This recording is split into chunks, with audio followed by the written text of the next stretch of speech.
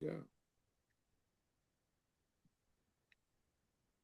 Let All me right. say officially good morning and welcome everyone to our ABTEL virtual meeting for September 8th, 2025. Hopefully you all had a restful summer and got to enjoy time with friends and family and have hit the ground running for our current school year. With that being said, you should have received the agenda from Miss Alice Bryant about a week ago. And listed on the screen, it does show that we will do the opening remarks and welcome, introduction of our Board of Education liaison, as well as our ex officio members, and then our department personnel for ABTEL, introduction of our new board members and current board members. And I would ask that if you would in the chat, please put your name and if you know what role you play, to go ahead and drop that in the chat as well. Introduction of guests, and then approval of our agenda as well as our minutes, and then public comment if there was any. With that being said, again, welcome. Glad to have you all here. And I'll turn things over to Mr. Rob Gilstrap. Good morning, everybody. Welcome to this year's first ABTEL meeting and our, as far as I know, second, as far as I've been concerned, uh, virtual meeting. We had one last year and it was pretty efficient. So though we have quite a few things on our agenda today, I do expect that we will be pretty efficient today as well. Thank you for taking the time out of your career life to serve the Commonwealth and help us better improve the quality of teachers and teacher preparation across the Commonwealth. It is great to have you all as team members. We've had some very rich and high quality conversation over the past 2 years that has actually made some positive impacts on teacher licensure and teacher preparation. And so ahead of time, I want to say thank you to those of you that are returning members. We do have a few new members, and I'll introduce them here in a second. But first off, I want to make sure that I introduce and give her a chance to make a comment if she would like. Our Board of Education liaison for this year is President Creasy from our Board of Education. She has served on the board for several years and has served as our president for I think 2 years. I'm not exactly sure on that, but for at least the last couple of years, and is a great advocate for teacher education and works very closely with my office as well as other offices within the Department of Education. President Creasy, would you like to say anything to this group? Yeah, good morning, everyone. Truly honored to be a part of this group. I have been served as the president of the board for 2 years, and then in July was elected president for the next term. My term on the board ends June 30th, 2026. So um, hopefully, we will see. We'll get some new blood in there, and it's always great to have some turnover, just to make sure that everything is moving in the right direction smoothly. Um, I will just say that Rob is right. This is where my heart is. I started teaching in 2001 at Maury High School in Norfolk, Virginia. I am a social studies teacher, so I taught civics and government, U.S. history, and finished my last 10 years in the classroom in Goochland County at Goochland Middle School. So I've been both a high school and a middle school teacher. I remain licensed. Currently an administrator, but remain licensed in gifted education, 612, civics and government, and then also have my administration supervision license as well. I did my teacher education program at Sweetbriar College and my master's degree at University of Richmond in education policy and leadership studies. So this is so near and dear to my heart. I want to make sure that we're doing everything we can to ensure that teachers not only are the highest quality that we could possibly have, but also are supported in the right ways through their licensure program so that they are prepared to go into the classroom in this day and age. So I appreciate everybody having me this morning. Thank you so much, President Creasy. It doesn't say that I'm going to introduce this group. I don't know why we don't introduce this group every time. Maybe we should just make sure we update our agenda to include this, but we do have 3 members from our General Assembly, and I do see at least one of them present today, though we have the Honorable Schuyler Van Valkenburg from the Virginia Senate. I do not see him present. He is also a teacher, and I'm sure that he is teaching at this moment in Henrico County. I do see Honorable Karen Keys Gamara. She's from the House of Delegates. If you'd like to say anything this morning, you're welcome to. Good morning. It's a pleasure to be here.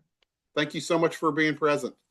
And I don't see our delegate, Shelley Simons. If she pops on, I'll give her a chance to say something, but I think that she was going to try to make it, but I don't see her on yet. But those are our 3 legislative members. I already introduced our liaison, our ex officio members, our Dr. Monica Osei from Chev. I didn't see her on yet. And Dr. Dan Lewis from VCCS. I did not see him on yet either. But we also have members from the Department of Education, my team mainly, helping run the back side of the show is Dr. Brian Jackson with our Office of Licensure. He's admitting people and helping me with some of the technical sides as we're going along. I also see Miss Shauna LeBlond, our Director of Apprenticeships on. And I see also Dr. Janelle Torbert, our Director of Teacher Education, as most of you have known her over for many years, and she's on. And as well, we have Sonia Brody helping us with the minutes. I don't see anybody else from sorry, I do see one person, but I'm going to introduce her right at the beginning. Our new deputy, Tierra Booker Dwyer. I'll introduce her a little bit more formally. And there are a few members from the early childhood team. I see Erin Carroll on. I don't know if I see anybody else from her team yet. Let's see, clicking. Dawn's here, Rob. Okay. Dawn Hendricks. Okay, yeah. So there will be a couple more people that are going to jump on as we go through our presentations today. But those are our Department of Education and educational representatives from different parts of our team. We also have a few new members, and I think I see almost every one of them. Our Parent Teacher Association new member is Miss Jennifer Goen. Miss Goen, would you like to say anything to everyone? Sure. I am a parent of 3 kids in Virginia, and I'm a 20-year veteran teacher myself, and I'm also getting my doctorate at Marymount in education leadership. So I'm going to be listening with several hats on and here officially representing the parents. Great, and thank you for being part of ABTEL. Dr. Jenny Donaldson, classroom teacher representative for middle school area. Good morning. Yes, I'm also a 20-year veteran in both middle and high school teaching math and science. And currently I'm an administrative coordinator of research for Prince William County Schools. And my doctoral work was actually in how to retain special educators in Prince William County High Schools. So this is near and dear. So I'm happy to be here. Great. Thank you also for being here. We also have another classroom teacher, I believe secondary/CTE, Miss Lauren Paz-Soldan. Hi, everyone. I'm a Spanish teacher and department chair in Fairfax County at Annandale High School. This is year 14 for me. I've been in 4 different states, but Virginia is home, so I'm happy to be back here. And I am in school today, so if you see any chaos, that's why. Well, thank you for taking the time to join us today. We do have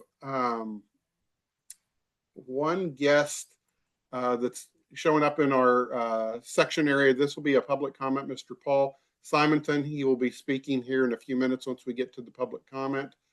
And also we have presenter Dr. Susan Thompson from Moreland University. She'll be presenting in a little bit for us. Just clicking through to see if I've missed anybody. I hate to miss people that take their time to join us. I don't see anybody else that I should introduce. So I'm going to go ahead and I'm going to attempt something here. I'm not sure if it's going to work because of rights of presentation. So I'm going to try and drop the, no, we got to do the minutes second. So you can do the approval of the agenda. Oh, that's what I wanted to say. Dr. Jones, there was one thing on the agenda that we need to pull off, and that is Dr. Jackson's presentation on with the Positions and exits? Yes, PEC. I was going to say PEC, but I didn't want to use the acronym, the Positions and Exits report. We will have that for the next board meeting. We have a couple divisions that haven't finalized their numbers, and so I didn't want to give partial data. So we were going to go ahead and hold that off. I will say that preliminarily, even without having all the final results, we are in a little bit better position this year than we were last year on vacancies. But we'll have a more formal presentation next month. So I'm going to pull that off the agenda. Other than that, the agenda as it was sent out would be the agenda we would want to approve. Okay, so ladies and gentlemen, to keep this meeting moving forward, we will move forward with the adoption of the agenda as modified, with removing the positions and exits collection summary survey update. All other things withstanding. This does require a motion and a second. This is Ron Ramsey. I move to approve the updated version of the agenda. Second.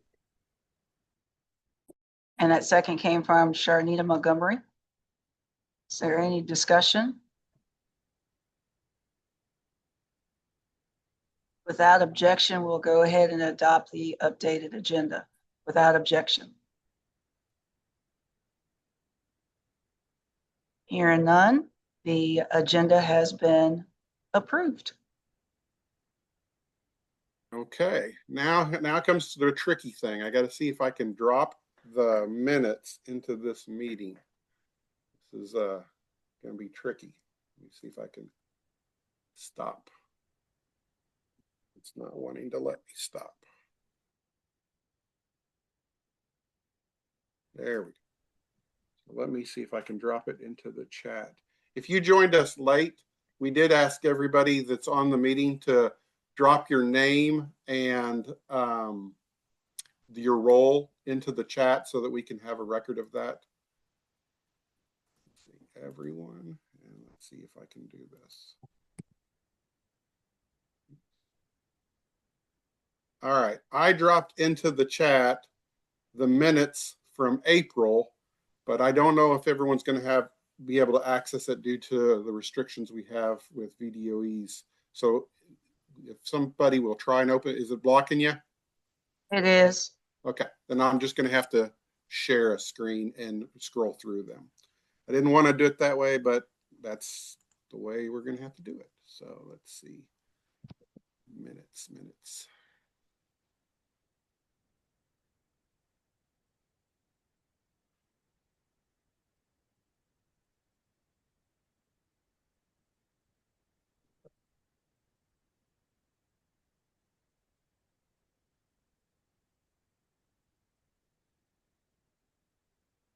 Tell me if you can see the minutes. Somebody give me a thumbs up. All right, great. So I'm going to just, yep. Also drop the document in the chat as well, so they may be able to open up the document itself, not the link. I tried that. I'll try it again though. The second one that Mr. Wire put in is allowing you to download it as a PDF file. Okay. Who put it in? Mr. Wire, you're awesome.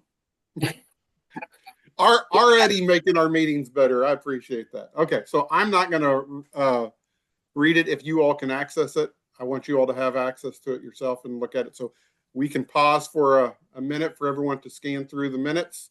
And once you've had enough time, Dr. Jones, you know what to do next, I'm sure.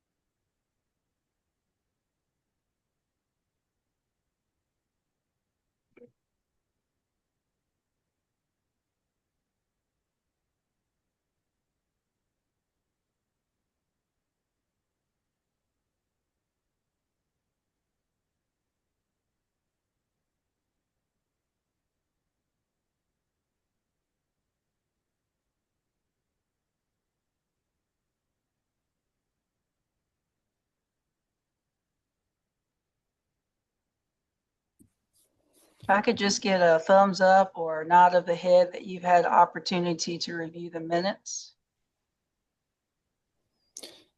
Hey, Rob, do we need to change let's see, the dates of our meetings? The January the 12th says in person in the agenda, but does that mean anything? I think we switched that to a virtual meeting, didn't we?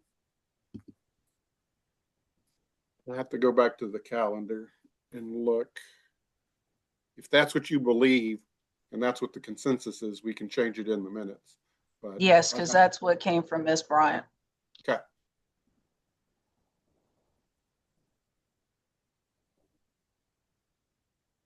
I see a few of you also need a few more minutes, so we'll take about another minute.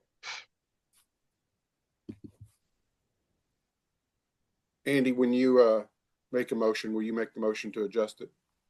Mm-hmm. Okay. And I'll adjust it once the vote happens.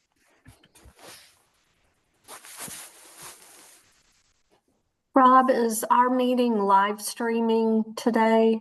Yes, it is. Okay, thank you. We're also recording it too. So if anyone has any issues, it'll be posted to our website as well once we're finished. Okay, thanks.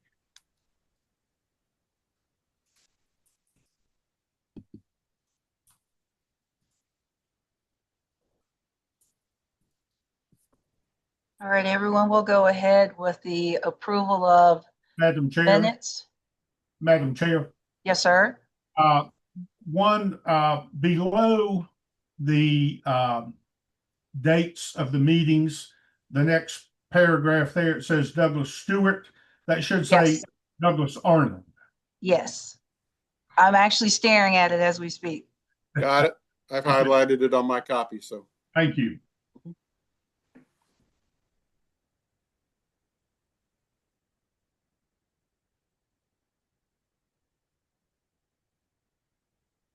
So as we move forward with the adoption of the agenda, we do need to change where it says Douglas Stewart to Douglas Arnold. And also where it says Monday, January 12th in person. The communication we received said virtual meeting to be determined on that same date.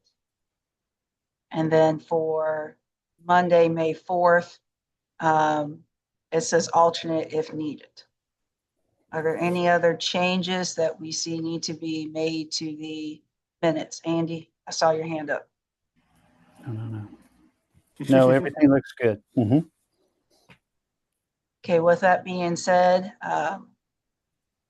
we'll go ahead with approving the minutes as amended.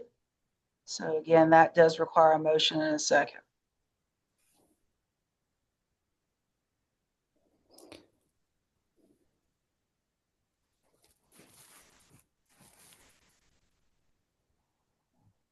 This is Andy Cox. Motion to accept the proposed changes in the April 7th, 25 minutes. This is Sharnita Montgomery, and I second the motion. Motion's been made and properly seconded. Is there any further discussion? Hearing none, we'll proceed with adopting the minutes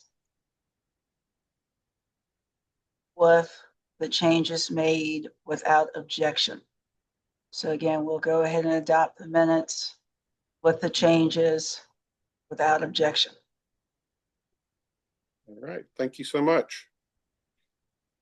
All right, so for public comment this time, we do have a person present to make public comment, and we also have some written public comment. And I'm going to attempt, hopefully successfely, Ms. Booker Dwyer, you might be able to help me with how you did that a minute ago to help me with posting it, because I've got them saved into a Word document. But before we do that, let me go ahead and show our guidelines for public comment.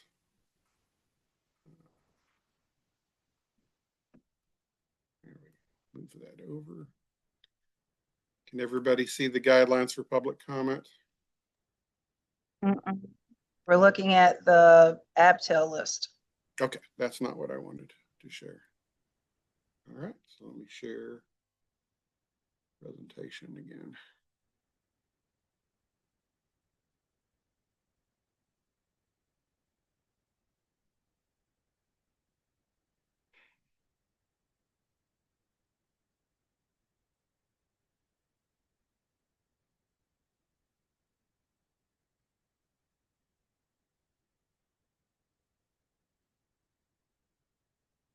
Okay, now do you have the guidelines? Yes. So I'll just give everybody a second to read through that. Part I would stress is to allow the advisory board sufficient time for its and other business. The total time allotted for public comment would generally be about 30 minutes. I don't think we'll have any problem meeting that. Individuals seeking to speak to the board will be allotted 3 minutes. And since we only have one speaker, I don't think that's going to be a problem as well. I'd like to introduce Mr. Paul Simonton. If you'd like to come off mute and address the board, please feel free. Good morning. Thank you for having me. So I am currently a teacher in Loudoun County. I happened to watch the YouTube live, or not the live stream, but the recording of last meeting after finding out that the theater praxis had been discussed as being recommended for endorsement. I would have loved to comment at that point, but unfortunately I was busy building a set for hairspray at the feeder high school where I work. So I would strongly urge the board to reconsider recommending that test for endorsement. There's a couple things that will show up, and I have a written comment that was added, and I think a few of my colleagues have submitted as well. One thing is, at the last meeting, there were two primary things that I heard were concerns regarding adding that test for endorsement.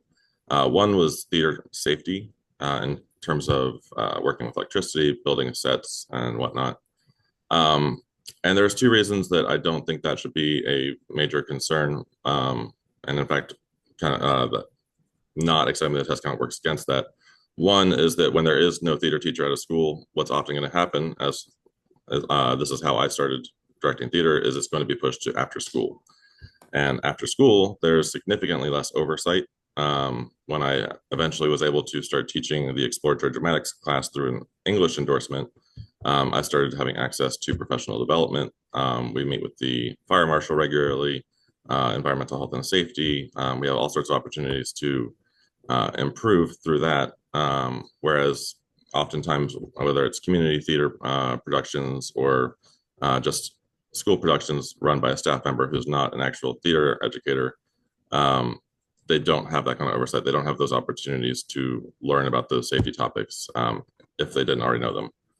The other thing is that it really ignores how many people are out there who are working in community theater, who are working in professional or semi-professional theater, and the experiences they have. I mean, a teacher could have the coursework from decades ago and be certified to teach, even though they're not familiar with all of the new standards, with all the new lighting, with all the stuff that's happened over that time.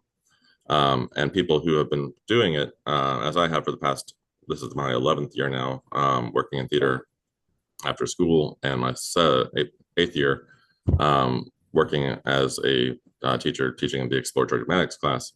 It really ignores that experience and makes it more difficult for students to have those opportunities for theater education. The other concern was that as a performing arts class, people with coming from English really wouldn't be prepared to teach that class. But I will tell you that I teach tech ed. I was able to take just a praxis test to get that endorsement. It has a lot of those same safety concerns that were expressed last time. But also you can take a health and PE praxis test and teach a dance class. So it's inconsistent in terms of how that kind of standard is applied. And I really hope that you all reconsider adding or recommending the praxis test for endorsement. So, thank you. Thank you so much. So I dropped into the chat a public comment. Tell me if you can access it this time. I might have figured out her secret. Somebody give me a thumbs up if you're able to open that public comment. Great. Yes. And the first one is Mr. Simonton's comments that he shared with us, his written ones that he wanted to go along with his verbal ones. So let's give everybody just a minute or two to read through these public comments. Is that all right with you, Dr. Jones? It is. Okay.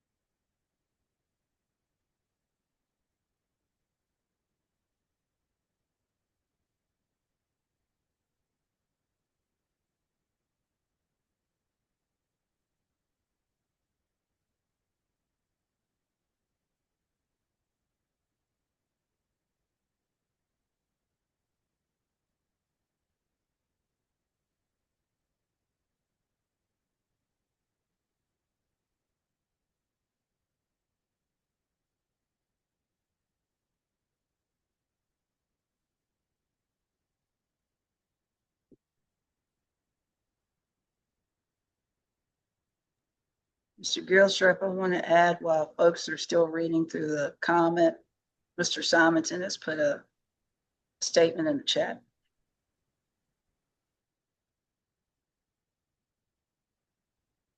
Yeah, that would be fine.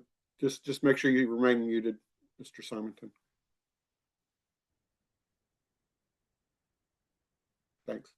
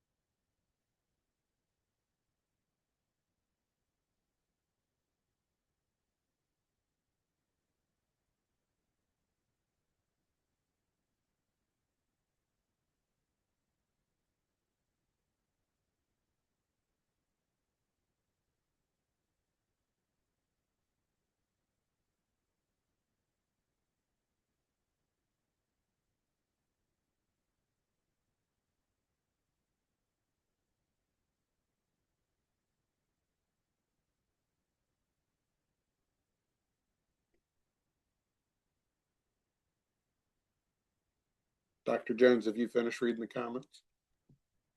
Yeah.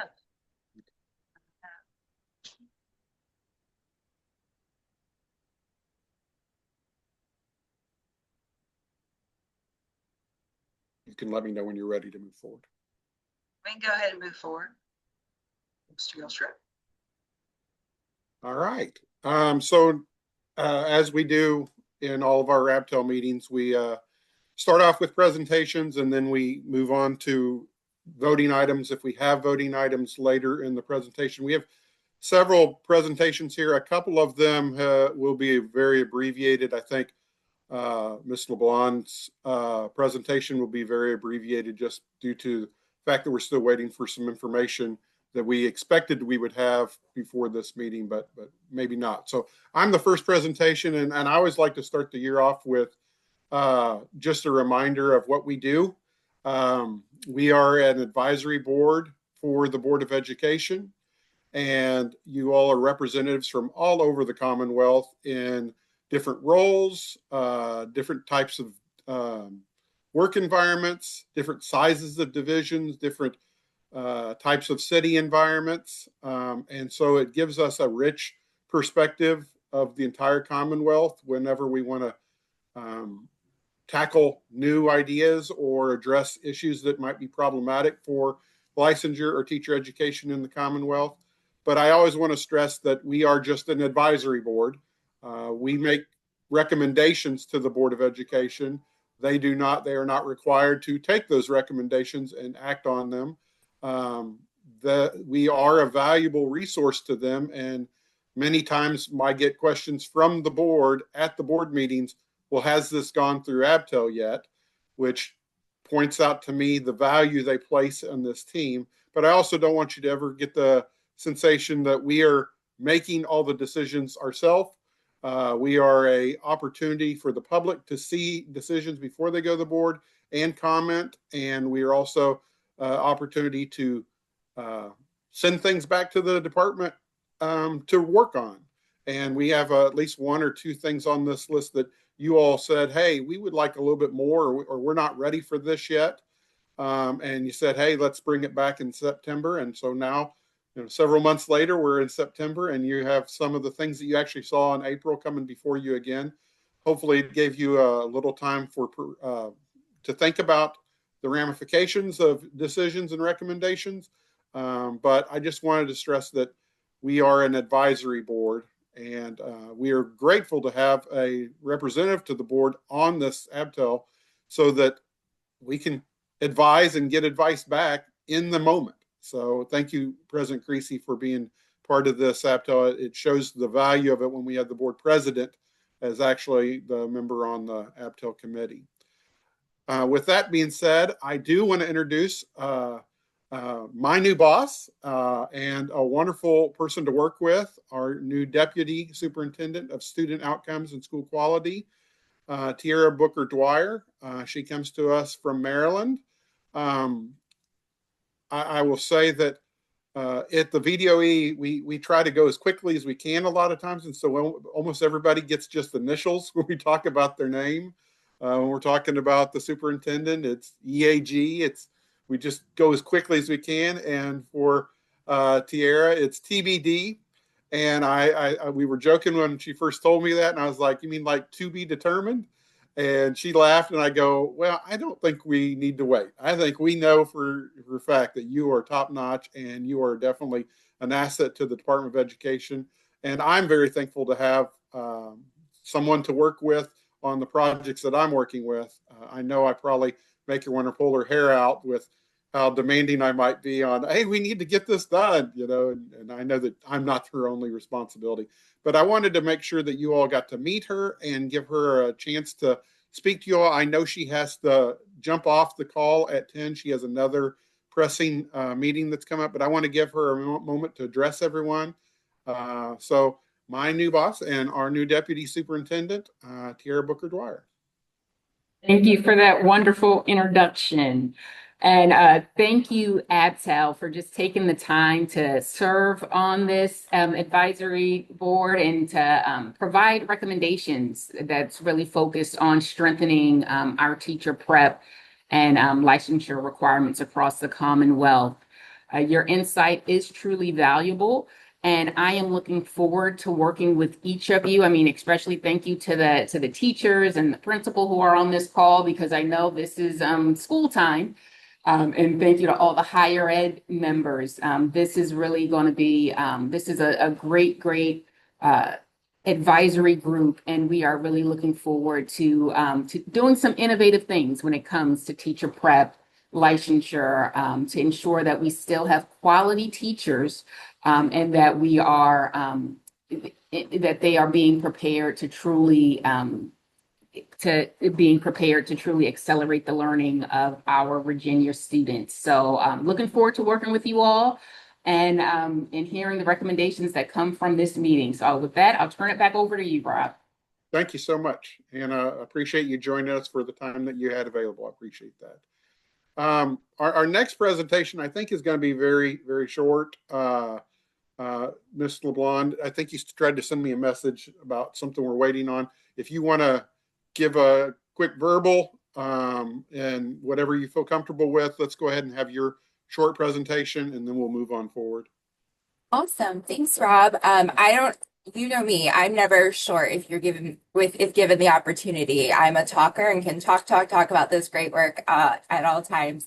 But I thought that I would, since we talked about the paraprofessional apprenticeship program at our last meeting, I thought I would give kind of an overview of what the work has been done. And like Rob said, I have to do kind of a verbal voiceover overview because we're still in draft mode, but I didn't want you to think that we talked about this very exciting program and then just kind of sat on it throughout the summer. That is not the case. We've done lots of work around it. So just to give us a little context there, the VDOE, in partnership with the Department of Workforce Development and Advancement, which they go by Virginia Works, were awarded $6 million in competitive state apprenticeship expansion funding through the U.S. Department of Labor. We are very, very excited about that, of course. I can't even say it enough times because it makes me happy every single time I say it, even though we're in year 2 of the grant. Part of the application, BDOE designated $408,000 to create and implement a registered apprenticeship program for paraprofessionals. This program will assist school divisions in recruiting and retaining high-quality special education paraprofessionals. Just a reminder, in a registered apprenticeship program, apprentices are employed full-time and they are earning while they're learning. The goal is for the apprentices to receive related technical instruction, which corresponds with their on-the-job training as they journey to a nationally recognized credential after demonstrating competencies. So in March of 2025, the VDOE released a request for applications inviting school divisions to apply for grant funding to help co-design the paraprofessional program and subsequently, well, that's a hard word for Monday morning, sorry, to pilot the program. In partnership with the National Center for Grow Your Own, the VDOE invited school division personnel from throughout the Commonwealth, as well as representatives from the Department of Special Populations and Virginia Works to 3 working sessions throughout the summer to help co-design the various components of the program. The working sessions focused on the co-development of the draft paraeducator competencies, related technical instruction, looking at employment structures, recruitment strategy considerations, mentor selection and criteria, and the sample wraparound supports. So I thought I would just do kind of a high-level overview of each of those 6 components, just really briefly. Again, they are still in draft form, so I'm not able to quite show them yet. So for our competencies, the sample paraeducator competencies were synthesized from the Council for Exceptional Children, CDC, core competencies for special education paraeducators, the National Education Association, NEA, paraeducator competencies, and the Registered Apprenticeship Occupation and Standards Center for Excellence, Paraeducator National Occupational Framework. So these competencies reflect areas of strong alignment between the 3 frameworks and represent the skills, knowledge, and dispositions paraeducators need to be effective in varying educational settings. And then, of course, we put our Virginia spin on it as well. So we made sure we had these national frameworks and we made sure they fit into our Virginia framework. For the related technical instruction, this one actually differed a little bit from our other related technical instructions. Throughout our working sessions, our school division staff really emphasized that there was a need to have 2 different pathways for individuals completing this program. The work session participants saw the need to have a pathway which would help participants obtain their associate's degree in partnership with their local community college. However, there was also value placed in having a statewide professional development training, which would assist the apprentices preparing for the reality of their day-to-day tasks. So looking at having an apprenticeship program pathway that maybe was not degree bearing, but was more focused on a competency bearing. For the employment structures, the goal of that working group was to collaboratively design sustainable and scalable employment structures that support individuals enrolled in the registered paraprofessional apprenticeship program. These structures reflected best practices in workforce development, aligning with school division and state requirements, and ensuring access and advancement opportunities for these paraprofessionals and also individuals who potentially are aspiring educators. So one of the questions we always hear from our school divisions in my office and my field of work is, how can I make this work for me and my school division? So we really wanted to try to get ahead of that and try to come up with some sample employment structures to think about our strategic staffing models. For the recruitment strategies, this body of work outlined a comprehensive strategy for recruiting and selecting paraprofessional apprentices through targeted internal campaigns, community partnerships, and also looking at outreach within the community as well. So it emphasizes leveraging existing talent, such as existing paraprofessionals, tutors, and our substitutes, while also looking at potentially our parent volunteers who might be interested in stepping into the classroom in any type of form. while also engaging with our local institutions, community organizations, and tailoring that messaging and translated materials to make sure we're touching all of our community whenever that is possible. So this approach really focused on recruiting and selecting individuals with both the attitude and the aptitude to persist and succeed in an apprenticeship pathway.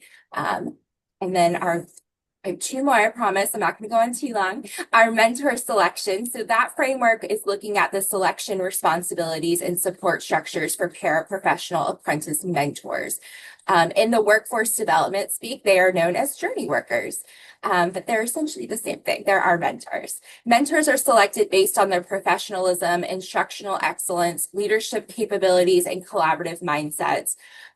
We decided to have the same type of a model that we have for our teacher apprenticeship and allowing a mentor to mentor two apprentices at a time to try to alleviate some of that stress that might be within our school community if there are not enough mentors.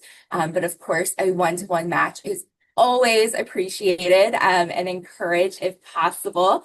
The mentors are providing job-embedded support, feedback, and formal evaluation aligned to the program competencies. So one of the things that we really emphasized was that this mentor should really not be the person who is doing the job supervision. So it really should not be your assistant principal who's evaluating. This type of an evaluation for the apprenticeship is separate from your job responsibilities because they are looking at two different things here when we're thinking about it. Mentors participate in initial and ongoing training focused on adult learning, coaching strategies, and reflective practice, and may receive additional compensation for their role depending on the school division's budget.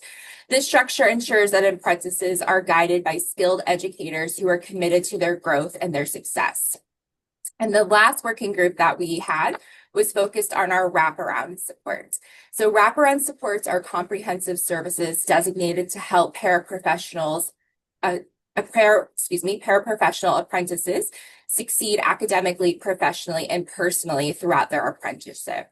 These supports may include academic tutoring, mentorship, job-embedded coaching, financial assistance such as tuition support, also looking at potentially transportation support because we heard from our school division stakeholders that was a huge barrier at times for our paraeducators. By both addressing the barriers both in and out of the classroom, wraparound supports ensure apprentices are equipped to complete their training and transition into either the master paraprofessional role or looking at how they can continue on our educator pathway and looking into our teacher apprenticeship program. So as we look at our next steps, the Office of Apprenticeships will engage with the Office of Specialized Populations to receive feedback and support for implementation of the program. Since this program specifically targets paraprofessionals working in special education settings, it is critical to have a strong partnership between the two offices. Their input will be critical in the development of the related technical instruction professional development series. These components, again, are still in draft mode. However, once we have a final version, they will be submitted to Virginia Works to officially register the occupation as being eligible for a registered apprenticeship. VDOE will act as the intermediary sponsor for this program. As intermediary sponsor, VDOE will provide oversight of the program as well as technical assistance to our school divisions. Just an update on the grant funding, since I started with that. Our school divisions who participated in the co-design work sessions will be given the opportunity to revise their applications to ensure alignment with the final program. We thought it was maybe essential that they knew what they were agreeing to before they agreed to do it. So after the revisions, applications will be reviewed by the VDOE for completion and accuracy. If necessary, a grant panel will be convened to review the applications as well, and that will include, of course, our partners from Virginia Works. After such, the grant award notifications will be issued. So thank you, Rob, and thank you all for giving me the time to tell you about this amazing work. Thank you, Shauna. I will stress that every time we're on a call with other states, the work that we're working towards with some of these programs are celebrated. we do the work all the time, so it doesn't seem fresh or new to us because we've been working on it for a couple of years now. But other states are excited about what we're doing, and they tell us that from time to time. So it is exciting when we get to share this outside of our own boundaries. With that, Dr. Jackson, can you check to see if somebody's waiting to get in? One of them should be Aaron Carroll. Yeah, I had I saw a message. We just checked to see. And Dr. Jones, I think that this might be a good time for that break. If you want to let everyone have about a 5-minute break, that'll give Dr. Torbert a chance to get ready. She's got 3 in a row, and then we can come back and start with her. Yes, and I did have a question. Were we supposed to see a presentation from Ms. LeBlond or just hear it? Because all we saw was the presentation slide. There was nothing for you to see. We had something prepared, but we were waiting for a final approval on some competencies that we wanted to share with you, and we're still waiting for that. So we didn't want to share that yet, but I didn't want to just completely cancel her presentation just because of that. So as soon as we have those competencies finally approved, we're going to go ahead and share those out with everybody. But we didn't have those ready today.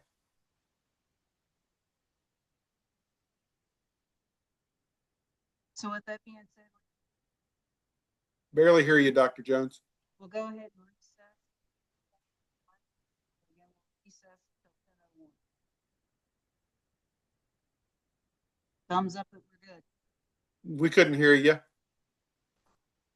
Recess until 10:01. Okay.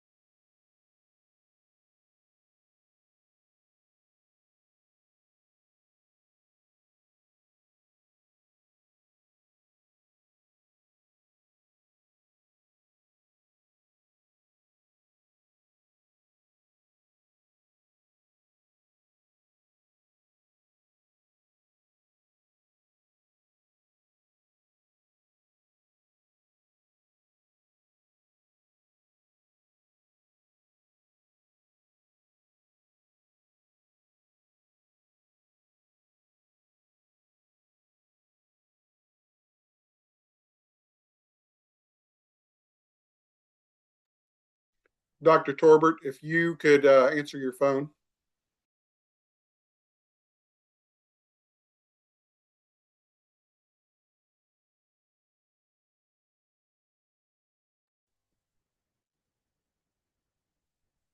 Rob, she stepped away from her office. What did you need her to do? I just heard Dr. Torbert. You're muted. I was just going to check to see if she wanted to run her own presentations or if she wanted me to do it. Okay.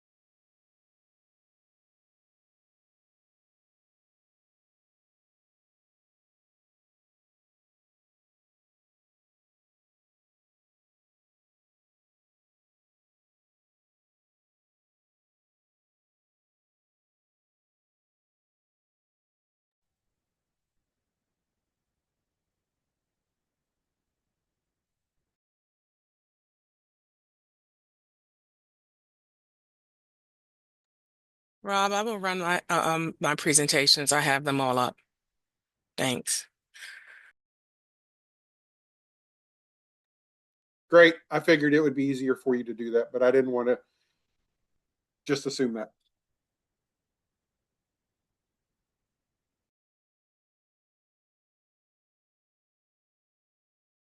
Is it okay for me to share now, or does Dr. Jones have to do something? You can share now, but she'll bring us back into session or whatever. I won't start until you are ready, Dr. Tolbert.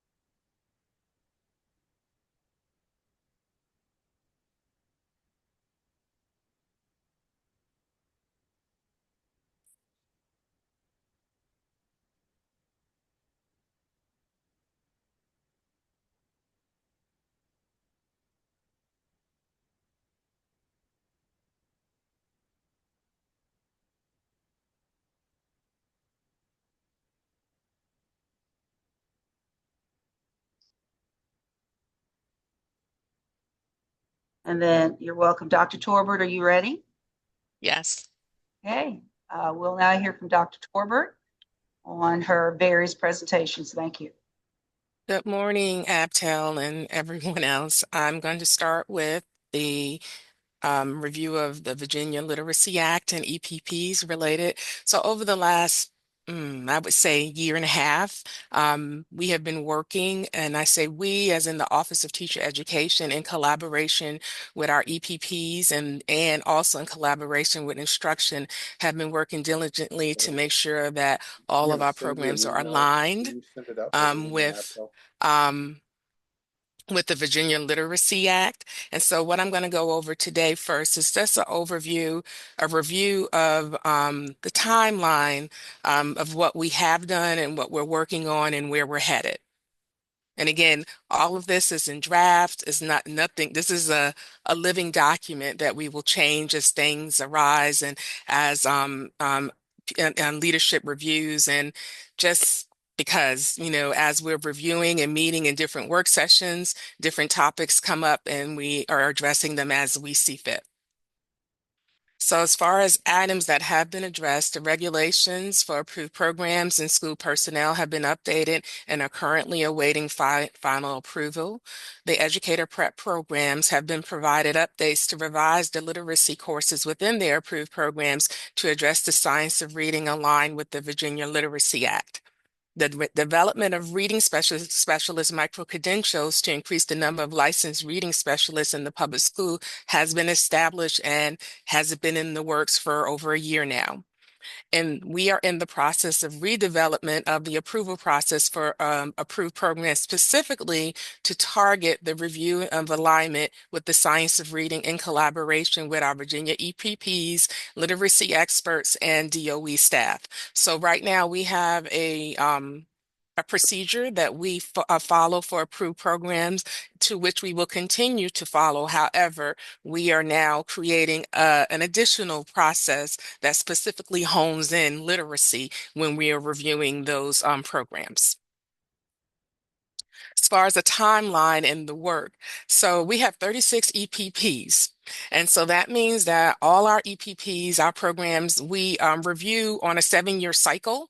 when they are up for accreditation. And so it's virtually impossible for us to have all of the programs to be reviewed at the same time. And so for those EPPs that are in the process of being up for accreditation within the fall and the spring, those programs will be reviewed first. And then we will have an ongoing cycle based off the number of programs that each EPP has in order to specifically just review for the VLA requirements. So the schedule has not been finalized because it is a work in progress. And again, we have a lot of different moving pieces that we're working on. So in August, we had a work session specifically to look at the reading specialist endorsement, because that's the last endorsement that we need to look at and address as far as VLA.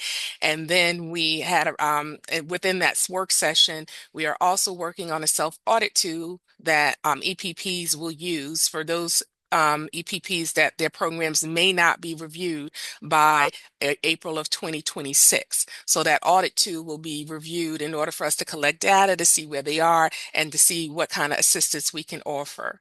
In September, which is where we are now, we are compiling the changes for the reading specialist endorsement. We're continuing to work in our work groups, and we will finalize the review schedule for all EPPs and continue drafting the review training process. Again, we are redeveloping the review process for VLA. In October, we are proposing to present the changes for reading specialists to ABTEL, continue all our work group sessions, and hopefully in winter, we will have our EPP training for the review on VLA. Now, if you look at the top, it says August 25 to August 2026. That is what we will be doing as an ongoing. All of our programs will be reviewed. So this is something that is continual, and we hopefully by April 2026 will have reviewed all the programs. And so this is kind of a big overhaul for my office and for me personally. We're working on this because my office is kind of small. So, but in collaboration with our staff and instruction and our EPP partners, we are hoping to get this all complete. So that's just an overview of where we're headed as far and what we have done with VLA.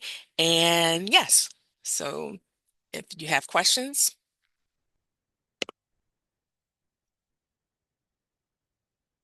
No questions. Okay. Hold on. So I'm going to switch gears with my next presentation, which is, hold on, let's see.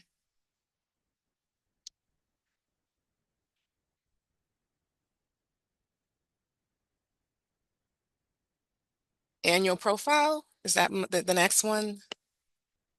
Okay.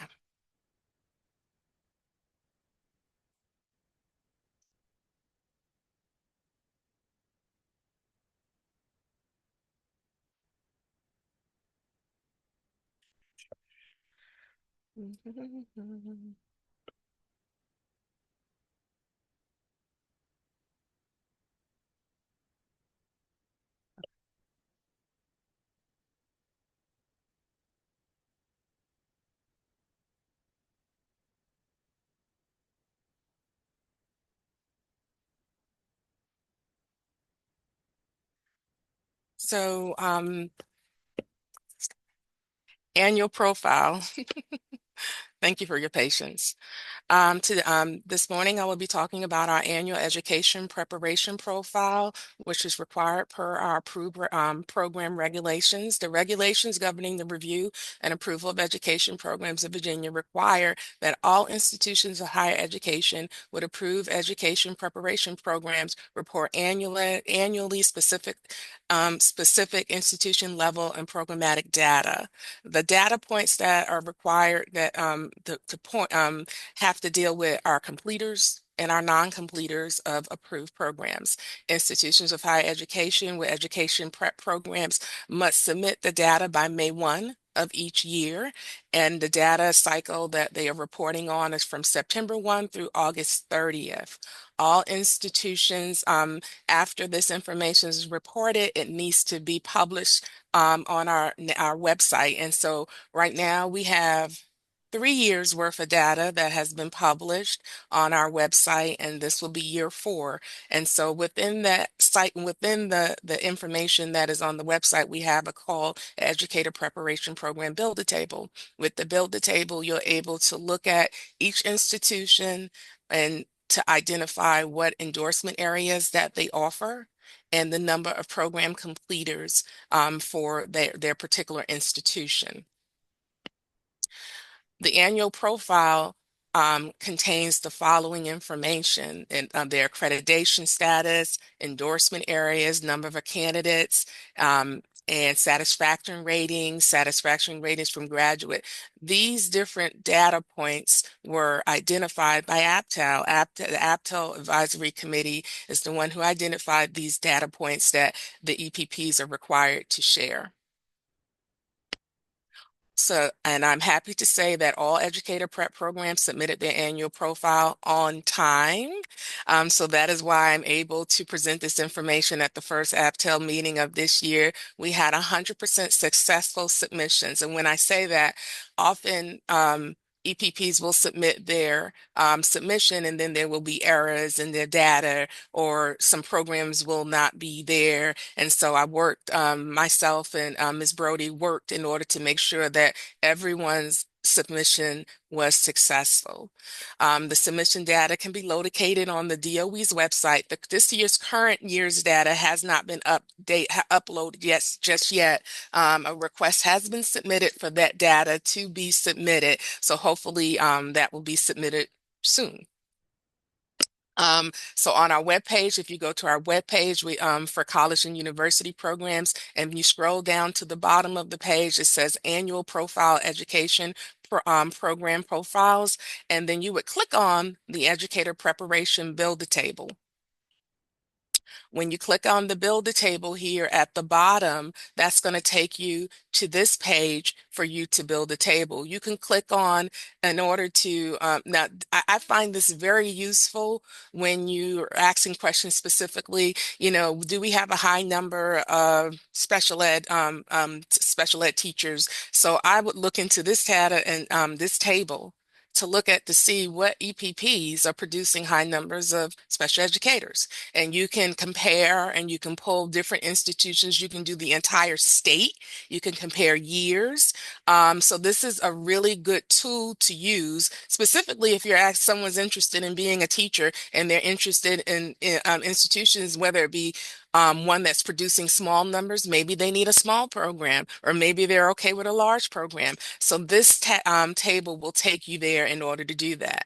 And so I have, what I did was I'm just some screenshots of what it looks like when you're doing it. And so, for instance, I pulled up George Mason females. And then it'll when you click the report, it'll populate into an Excel or a CVS form, which you could export over to an Excel document, and it'll give you all that information. And again, the Excel sheet is helpful in the sense that you can use it to compare one program to the other, or if you want to compare one specific EPP to overall at the state. And this is just another example of pulling all the programs from all the EPPs that have a special ed program and general curriculum and looking at all the numbers that they're producing. And then it goes into next to the Build-A-Table, which will have the data that you can actually manipulate. But I'm happy to share that all EPPs reported and successfully, and hopefully by the end of the month, that data will be published on the DOE's website for viewing. Okay. So that ends that report. Are there any questions? Okay. Rolling along. Hold on one second. I have one more.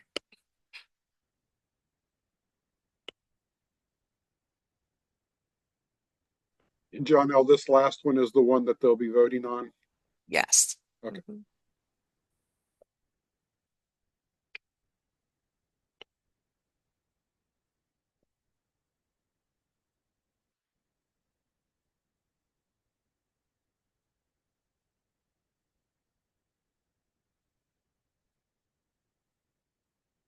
So this next report is our New endorsement programs that EPPs are allowed annually to submit new endorsement programs for review. And hold on a second, let me get my screens right. Okay. For review, the regulations governing the review and approval of education programs in Virginia requires that for accreditation and approval, programs be reviewed. EPPs must submit the following information for new program endorsement requests. Jonelle, Sorry. do you want to share your screen? I'm sorry. I forgot to do that one step. I was on a roll, guys.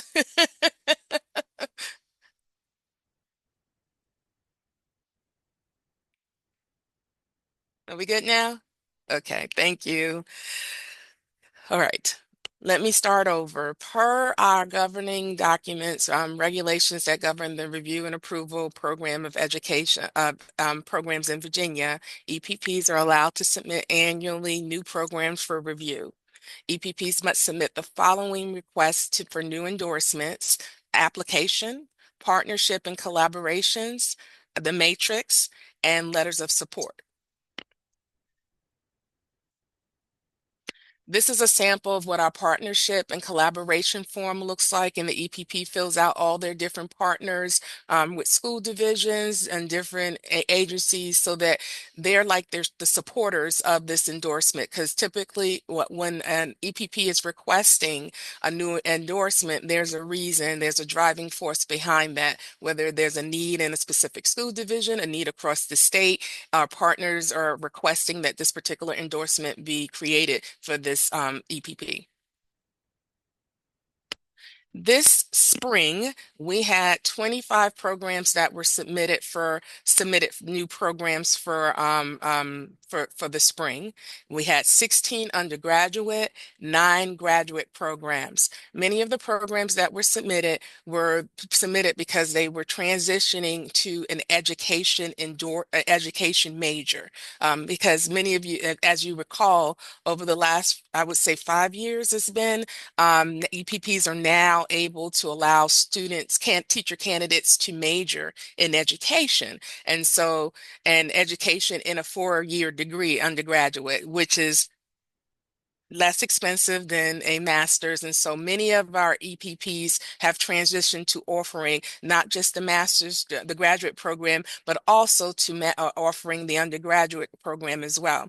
In addition, what you will see is we have quite a few special ed add-on endorsements that have been requested. And again, this is just an additional way for teachers that are licensed in a specific area to add on that special ed credential so that they would also be knowledgeable in their content area and general ed, special ed, because we know that those special ed students are going to be there in the classroom either way. So let's go through the list. Emory and Henry, their new program endorsements: reading specialist, graduate; special education, general curriculum, elementary, K-6, add-on, undergraduate; special education, general curriculum, elementary education, 6/8, add-on, endorsement, undergraduate; special education, general curriculum, middle education, 6-12, add-on, endorsement, undergraduate. Longwood, special education, general curriculum, K-12, undergraduate; special education, general curriculum, elementary ed, add-on endorsement, graduate; special education, general curriculum, middle education, 6-8, add-on endorsement, graduate; special education, general curriculum, secondary education, graduate; Randolph-Macon, engineering, undergraduate; Shenandoah, school counseling, pre-K through 12, graduate. University of Mary Washington, special education, general curriculum, secondary education, 6-12, undergraduate. University of Lynchburg, special education, general curriculum, secondary education, graduate. Special education, general curriculum, elementary, K-6, graduate. University of Richmond, gifted education add-on endorsement, graduate. Special education, general curriculum, middle education, 6-12, graduate. And now our last two EPPs, University of Virginia, we have English, English as a second language, pre-K to 12, history and social sciences, mathematics, biology, chemistry, earth science, physics, and general curriculum secondary education 612 add-on, all undergraduate programs. And lastly, Virginia Commonwealth University mathematics undergraduate.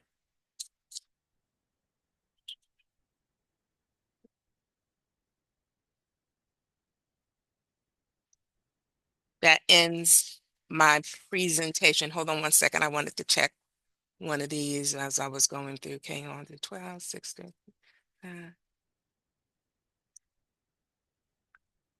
Yeah, so let me make a correction for Emory Henry Special Education General Curriculum is secondary education 6 to 12. Okay. That's a typo on my part. I caught it when I was reading. Any questions?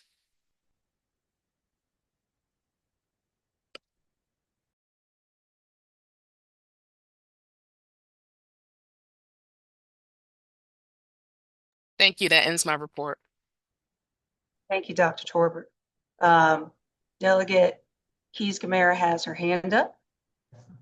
I'm just trying to make sure I understand your presentation. Are these the universities that have elected to add these programs? Is that how that works? Yes, ma'am. Okay. So they didn't have them before, or either what we consider is a significant modification if they change the degree from, say, it might have been curriculum instruction, master's in curriculum instruction to a bachelor's of art in education, then we would present it again because the degree has changed. So is there outreach to universities to encourage them to do this sort of thing, or is this all voluntary on their part? It's voluntary on their part and based off of what programs that they already have and based off of their partnerships with the school divisions and the need. When school division, when EPPs decide to identify a new endorsement area, they look at the critical shortage areas. They look at what individuals are requesting to particularly major in or interested in majoring in that particular college. So it's a mix of that. So, but usually the driving force is the need across the state of Virginia. And again, what they're capable of offering capacity wise. So like my only concern in looking at that list is I didn't see any HBCUs on there. And I don't. Yeah, and many of the HBCUs, well, four HBCUs that we do have, they have many of the programs that already have established. And so, again, we're still on the tail end of cleaning up that EPPs are transitioning from a graduate to an undergraduate program. And so you'll find that many of them will have transitioned now, and they're just able to do those new programs in that fashion. It would, But at I some can point, specifically, if you have with the EPPs, the HBCUs, I can tell you what they have and what they don't have. I can that's what send you the I would like list. to know, but that's Yeah, purely for my yeah, education yeah. I as can do that for where you. people are able to get it so that I sometimes speak with my former school board hat on, and so that is typically what I would have asked for. But thank you. And also, you have to also consider when EPPs are looking at programs, that you have to consider capacity and what they're capable of offering per their staffing. And so that's another consideration when they're doing their programs as well. I understand. Thank you. Jonelle, don't we also have a spreadsheet with all the universities and all the degrees? Yes, that's posted on the website as well. Right. Yeah, Okay. and In case somebody wanted beyond just HBCUs, that is available to everybody. And with that build a table that I showed earlier with the annual education profile, that information is included on the website several different levels and several different ways. So you could say it's included with just the basic list. We have the build a table, and then we have our biennial reports that are posted on the website as well that include all programs plus program completers as well. President Creasy has her hand up. Yeah, just a quick question. So I had thought that VCU had a mathematics endorsement before. Does this mean that in some cases those um, IHEs decided to, not offer that, and now they're deciding, several years ago, and now they're deciding to come back and offer it again? So in some of these cases, that could be what's happened. Yes, that could be on, or again, it could be that they made significant changes to their program, or they changed the degree program or the level of the program, whether it be undergraduate and graduate. I have that information is contained within the application, and when they're requesting why they want this particular program. And if they change like the mode of and I consider if it's a significant, if they go, say, from face to face to a hybrid, and they might have to change the content of the coursework, all of that is considered a significant. And so they'll submit for review. And I can't tell you specifically for VCU only because I didn't look that one up, but the other ones I had off the top of my head because they only had the one program. But I can look in their file and share with you if you want. That's okay. I just wanted to make sure that we were just clear on that, a substantive change could trigger it, or a previous Yeah. offering that may have gone by the wayside for one reason or the other, probably due to enrollment of students. I know we had that drop, particularly in math at VCU at one time. So yeah, and a lot of EPPs will do that. Yeah, if the program has been discontinued, and then and it might have been a staffing issue. And I keep saying the staffing issue because that is really significant at our colleges and university, that they just don't have the staffing to do some of the programs that they would like to do.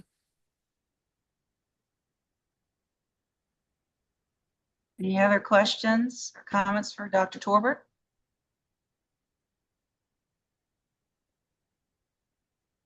Thank you, Dr. Torbert, for your presentations. Thank you. Dr. Jones, I think I'm next.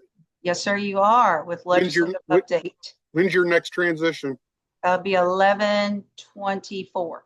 Okay, I should be able to do that all within that time frame. So let me pull my presentation up.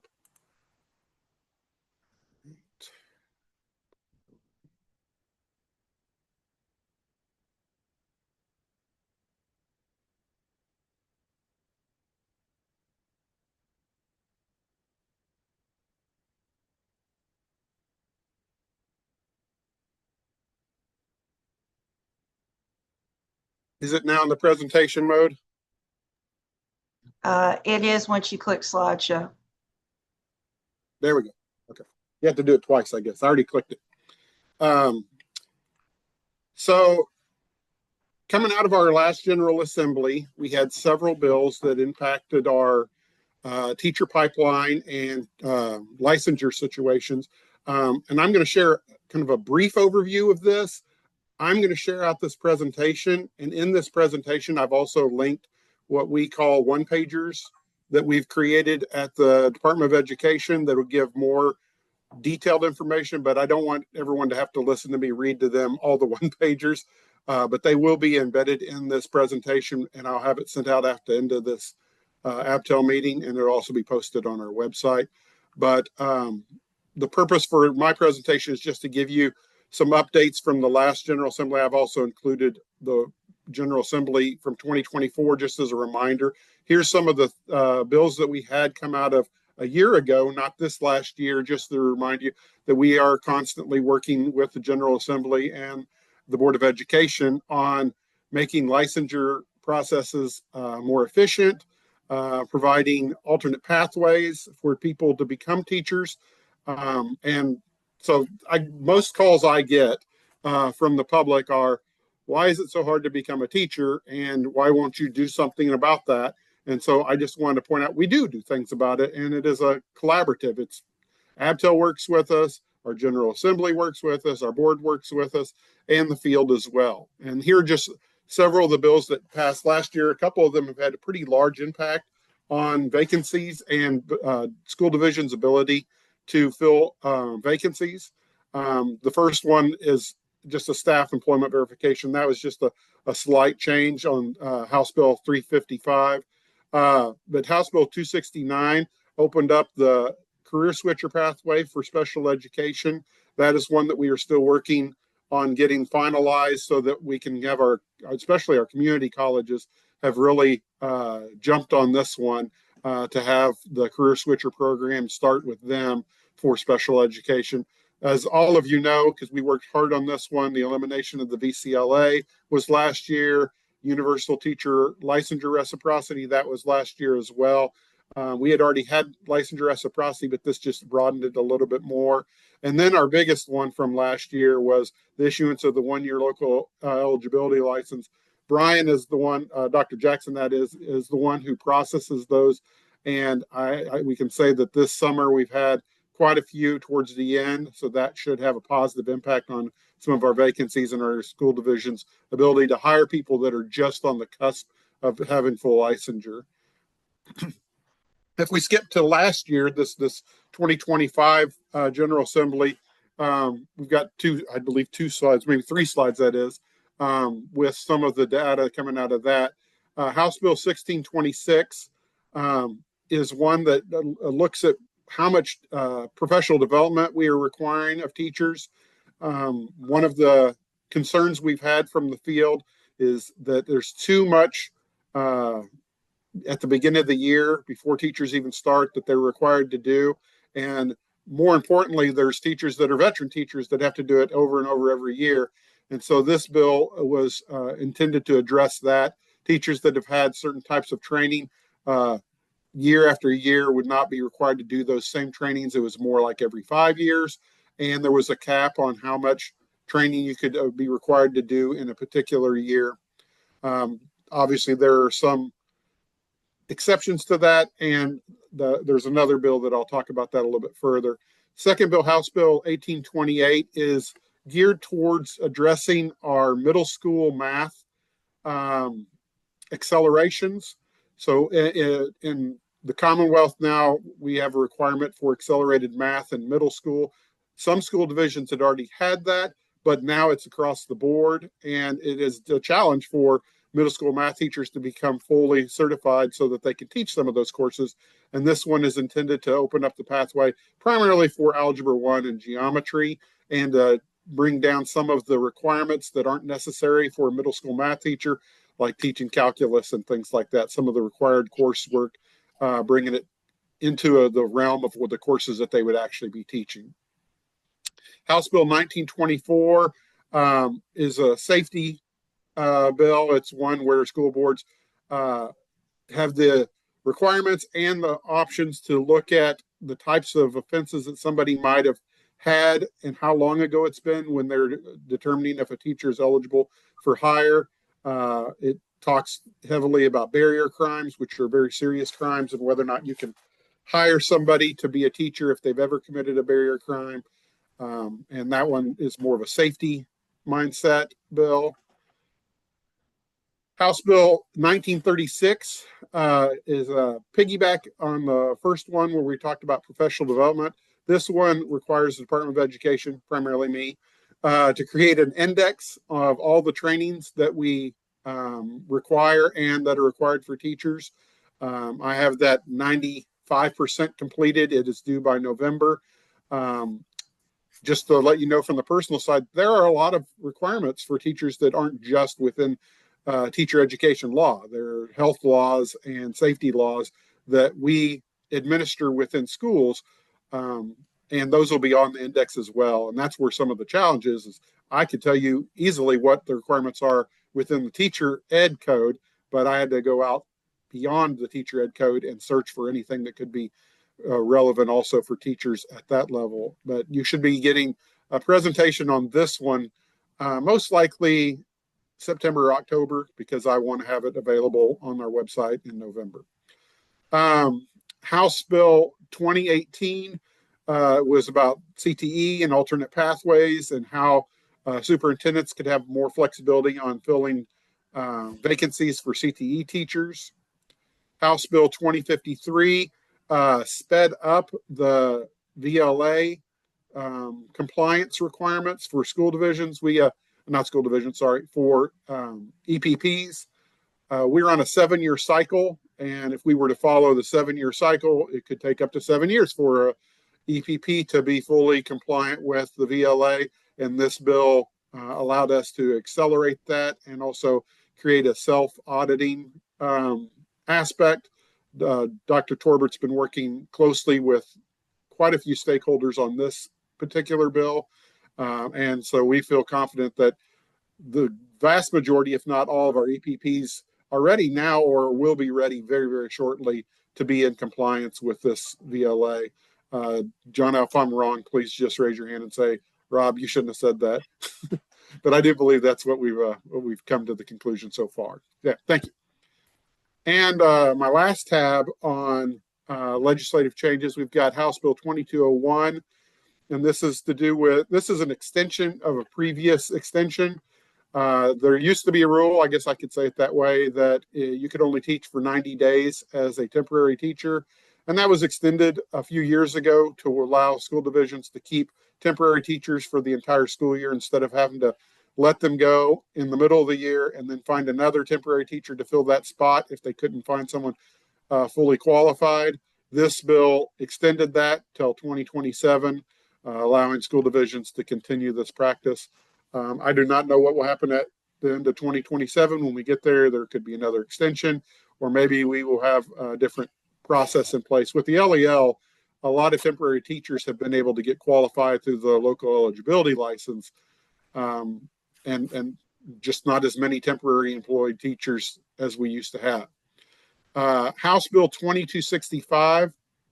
This is a very specific bill aimed at very unique circumstances. It addresses special education, early childhood special education.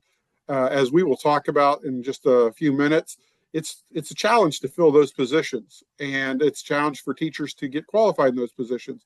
And this bill allowed, if you worked in that role but had a different type of certification, it's a very specific type of certification, you would be considered fully qualified in that position. And you would have had to work for, I think it's 12 or 15 years in that role. So it's a very niche type circumstances that this bill was aimed to address.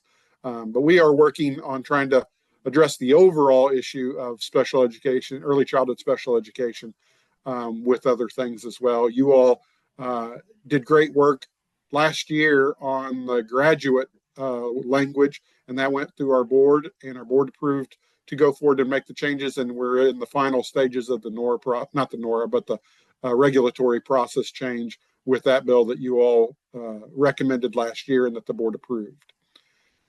I'm going to share this with you, and I'm going to pull up. I'm going to stop sharing my slides in a second, but I want you to see that each one of these one-pagers has a link attached to it, and I'm going to show you what the links look like when you open them up, so that when you do get this presentation later, you'll know what this page is about. This is just hyperlinked to our one-pagers. So let me stop sharing this and pull up a one-pager.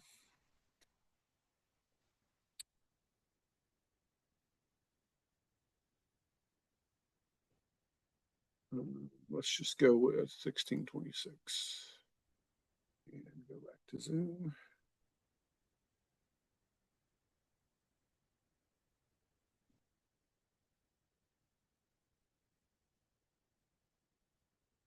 Okay, make it a little bigger. So this is what a VDOE one pager, is that what everyone's seeing? The example of HB 1626. Somebody give me a thumbs up. Anybody seeing that? Thanks. And in this, we talk about where the bill came from, specifically what does the bill do, and bolding is mine for emphasis. Talks about, like I said, not to exceed 25 hours every 5 years. We're talking about non-academic training activities. We're not saying that school divisions can't have trainings that are directly related to instruction and academic processes. We're talking about those that are beyond that. And why does it matter? How does it impact students? How does it impact school divisions? Resources that may be available for those who would want to know more. And here's just some examples. The concussion training, that's a requirement for different types of roles. additional items, when they'll be released, and school division's next steps, and then me usually as the primary contact for those one-pagers. So when you get this presentation, you'll have one of these for each one of these bills. Should you want to dive in deeper and discuss, have greater information. But before I go to another area, does anyone have any questions that maybe I can answer on the fly before you have other information? I would imagine that you're going to have further questions later, and this could definitely be a standing discussion point as we go throughout the year if you have questions later. Does anyone have any questions about legislative changes from last year? Rob, Andy has his hand up. Go ahead, Andy. Rob, really nothing about all the different ones. I think maybe I just wanted to get in the weeds on one of those, or maybe you can just clarify it on the additional professional development. That has nothing to do with what is required for licensure, your CPR, AED, that sort of thing. It has nothing to do with that kind of training, does it? It does not. We can't eliminate statutory requirements through this. So those are still the same requirements. I will say they aren't required very often, so they would still probably not even impact this bill greatly, especially with a 10-year license. I mean, we're requiring you to do cultural competency or dyslexia training once every 10 years. So it wouldn't be one that would have a grand impact on those. But you're right, it would not be exempt or be removed by that other bill. Yeah, thank you. Anyone else questions on legislative changes? I do. I have my hand up. So I just want to make sure that we're clear on the dyslexia and the cultural competency. That's only supposed to be done once every 10 years. Yes, that's correct. There is a different cultural competency training that is different from the licensure one. So there is a requirement, and there is cultural competency training required for teachers that are ongoing, but that is not for their licensure. That is a different bill, and that will be in my index. So I understand now why you asked that question that way, because the requirement to get your license, we have a specific training for the cultural competency for that. That is not impacted by this law. However, there is cultural competency required for teachers that is impacted by this law, and it will be in the index, and it will explain when and how often that has to occur. But it is separate from this type of cultural competency that Dr. Cox is referring to. Okay, thank you. Good question. Rob, I had a question regarding House Bill 2201, the one that gives an extension from 90 days to the 180 or the end of the school year for temp teachers. When you go into the actual code and details of that bill, it does have criteria. It talks about an October 1 state report, but I don't have any details about who or where to submit such a report. And if certain temp teachers may be filling, let's say I have a temp teacher filling a vacancy in an elementary classroom who is a retired teacher, does not want to come back to full-time teaching, but holds a license. Am I required to send a letter for someone in that type of position? I mean, in a division the size of Prince William, that may be a lot of letters, and I'm not sure the state is really wanting that kind of reporting. I just have a lot of questions regarding that bill. And that's a great question. It's something that we were actually dealing with just like about a week ago. And part of the reason is because, we're fast approaching October 1. The problem with that is this bill didn't go into impact until July 1. And we had already done our last year division reporting on that. So it is our understanding, and we have a question out to the Attorney General's office for clarity, but we believe that report won't come until next year, when you do your end of report, because how could you possibly project next year's data, this current year's data, into how whether or not someone's going to be there 90 days or not when we haven't got to the 90-day mark. So that report, we are trying to embed it within your reporting that you do at the end of the year, but we're just getting Attorney General's office opinion on that just to make sure that, because the law says October 1st. It doesn't say October 1st, 2025. Right. And the law didn't go into effect until all that data had already been collected. So that data from all the divisions, if it's interpreted by the Attorney General that we have to do last year's data, we would have to re-request it from all the divisions. Okay. And then are letters required for all these? Because we have thousands of temps. It doesn't say a letter. It says report, I believe. And so if we can embed it in our end of year reporting, and you report it as you report at the end of the year anyway, that we believe would suffice to report that information. But right now, you don't have a spot on that end of year report to put in these teachers were over 90 days or not. Okay. So if the Attorney General's office says yes, it's fine to do it with this year's data, then we will embed that into the end of the year report. Hopefully that would suffice for the reporting for the divisions. Okay. Instead of a letter like what you're describing. Okay. Especially if you're envisioning a letter per person, that's even more daunting than a letter listing everybody. Yeah, that was incredibly daunting for, like I said, maybe for a small division, it would not be too daunting, but for one like Prince William or my counterpart Fairfax, that would be extremely daunting. And I can't imagine the state would even want to receive documentation of that nature. It doesn't say what we would do with that data either. Yeah. And so we were trying to decide, well, if we received all that data, would we just put it in our annual report to our board? That would be one thing we could do, but it doesn't say within the bill what we are, as the Department of Ed, are to do with the reporting of that information. So that's another thing we are looking at.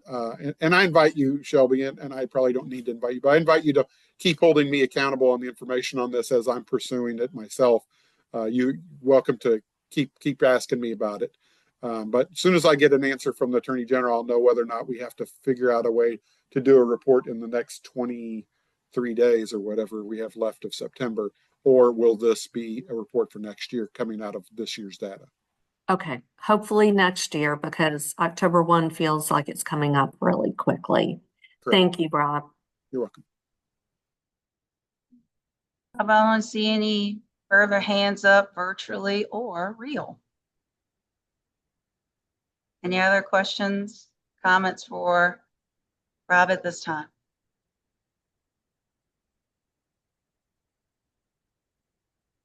Okay, Rob, thank you for the legislative update. Okay. The next presentation is kind of a combo, I guess. More so Dr. Thompson than me, but I will join her on this because I'm sure she won't mind me joining her. Dr. Thompson, did you want to share the presentation, do the sharing, or did you want me to drive it? I'm happy to do the sharing, Rob. Absolutely. Okay, well, let me introduce you for a second. Joining us today, we have Dr. Susan Thompson. She's the president of Moreland University, which, if you're not familiar, it's just across our line up in the DC area. And they work with many states on teacher preparation and teacher education.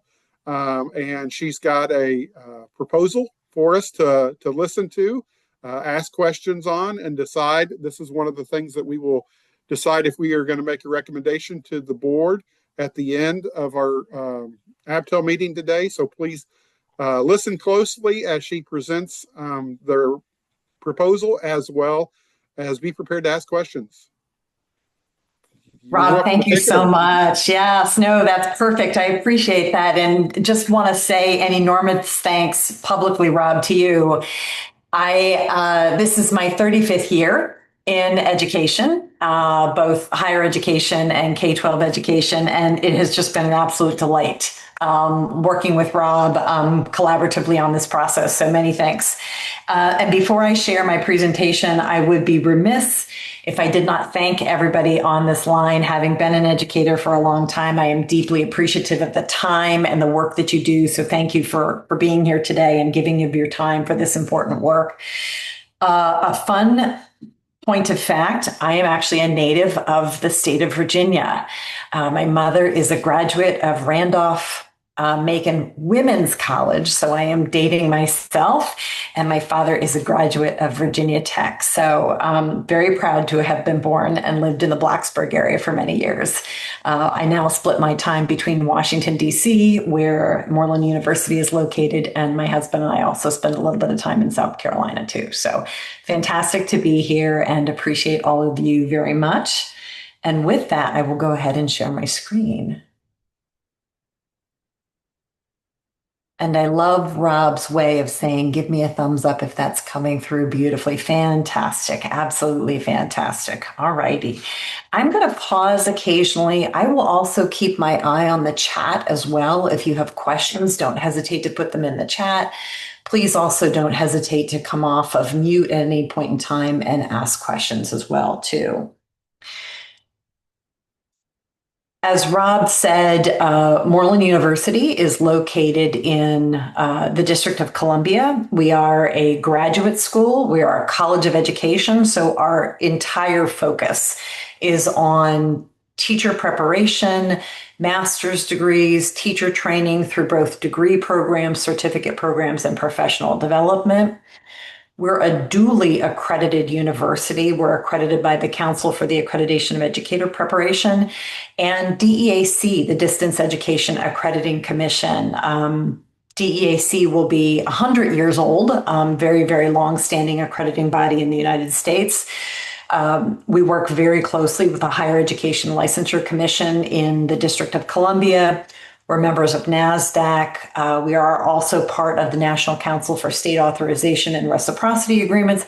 And last fall, we joined VASPA, the Virginia Association of School Personnel Administrators, because we wanted to start understanding and learning and supporting and hearing about what is important in the state of Virginia. As Rob mentioned, we are an approved educator preparation program, certainly in the District of Columbia, but also in West Virginia, in Arizona, in Florida, in North Carolina. We're an accepted provider in the state of Georgia. We work very closely with the state of Maryland and the Maryland State Department of Education. And then we also work with a number of other states relevant to either direct apply pathways or reciprocity pathways based upon what those states need at any given point in time. Some of you may recognize these logos down at the bottom. I wanted to call attention to that because at Moreland, we focus very closely on both the content knowledge expertise of our candidates and our graduates, as well as the importance of their pedagogical knowledge. And something we're really proud of, we have national recognition for our content areas. There's more than these, but we've got the Association of Middle Level Educators recognizes our middle level licensure areas. The American Council on the Teaching of Foreign Languages recognizes our program for the expertise in content for our world language. National Council of Teachers of English, National Council of Teachers of Social Studies. If any of you are familiar with those organizations, they hold in high regard two sets of standards generally. One set of standards for a professional who is in that subject area, whether it's the National Council of Teachers of Mathematics. There's professional standards that help an educator understand what are the professional dispositions, what are the professional practices I need to practice as a middle school or a high school educator in mathematics. And those organizations also produce content standards that many states use or adopt. So I wanted to point that out to give you a sense of who we are as a university. Let me just pause there a moment. I don't see any hands up, Rob, but if I miss any hands up, please don't hesitate to let me know. And I'll keep my eye in the chat as well, too. This is a brief overview of our certification program. This is 8 modules over 9 months. It's 24 graduate credits. And this leads to a teaching license or a certificate in a variety of states that I spoke about. Our candidates participate in year-long enrollment. So we have rolling admission. They can enroll at any point in time during the year. We usually have classes starting over the course of 2 or 3 weeks each month, all year long. So they have a lot of flexibility in the way they think about their start time. I think a unique aspect of our program is that while our candidates are on our learning platform, which is a bespoke learning platform, they're also actually meeting with their faculty and their classmates every single week in a Zoom session, just like we are today. So if I enroll at Moreland University and I choose my cohort start date to be on a Monday evening at 7 p.m., that means every Monday night at 7 p.m., I'm joining my Zoom link and I'm joining my faculty and my classmates for the entire length of the program. Through that process, we're not only validating the competencies associated with their content knowledge and their pedagogical knowledge, but what we're also doing is really creating a strong community of practice or a professional learning community. It also means that our faculty and our candidates have very, very close relationships, and there's a lot of engagement that happens so that we can validate the data and the proficiency level of our candidates. I think some of the benefits for our candidates that I'll point out, the in-task Model Core professional standards serve as the body of standards driving the pedagogical practices of our program. Our program is accelerated. It is, however, rigorous. It is online, but the synchronous component I mentioned drives a really high degree of engagement and proof points relevant to the competency of our candidates. We've got very small, diverse class sizes. We never have more than 10 or 15 candidates in a cohort, and then they stay together throughout the course of their program. Their faculty change consistently throughout the program, and they're working both with faculty who have the pedagogical expertise, but they're also working with faculty who have the content area expertise of the licensure that they're seeking to achieve. We've got dedicated mentors for our candidates throughout the program. The curriculum is designed to be very practical and relevant. Some of our candidates say it almost feels more like an apprenticeship experience because they're learning and they're practicing in a classroom environment. They're coming back and they're learning. So they're testing and they're trying and they're coming back with real data about their performance on a continuous basis. We do provide an array of praxis test preparation support for our candidates. And prior to our candidates graduating, we ensure that they have fully completed their praxis exams. They've got all the appropriate documentation, all the appropriate clearances they need, and that we're sure that they are clear on the steps it takes to apply for licensure in the state that they're in. The last 3 months of this particular program is 12 weeks of a school-based clinical practicum.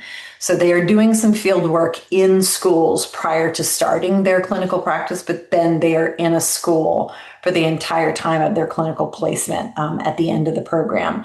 They're working in a teacher's classroom side by side with a mentor teacher, or in the case of a individual who's an emergency certified teacher or the classroom teacher of record and is coming to Moreland, then we are working very closely with that building principal and assigning a mentor teacher. So if they're already a classroom teacher of record, they can stay in their position and they can continue to be enrolled and complete their clinical practice in their own classroom.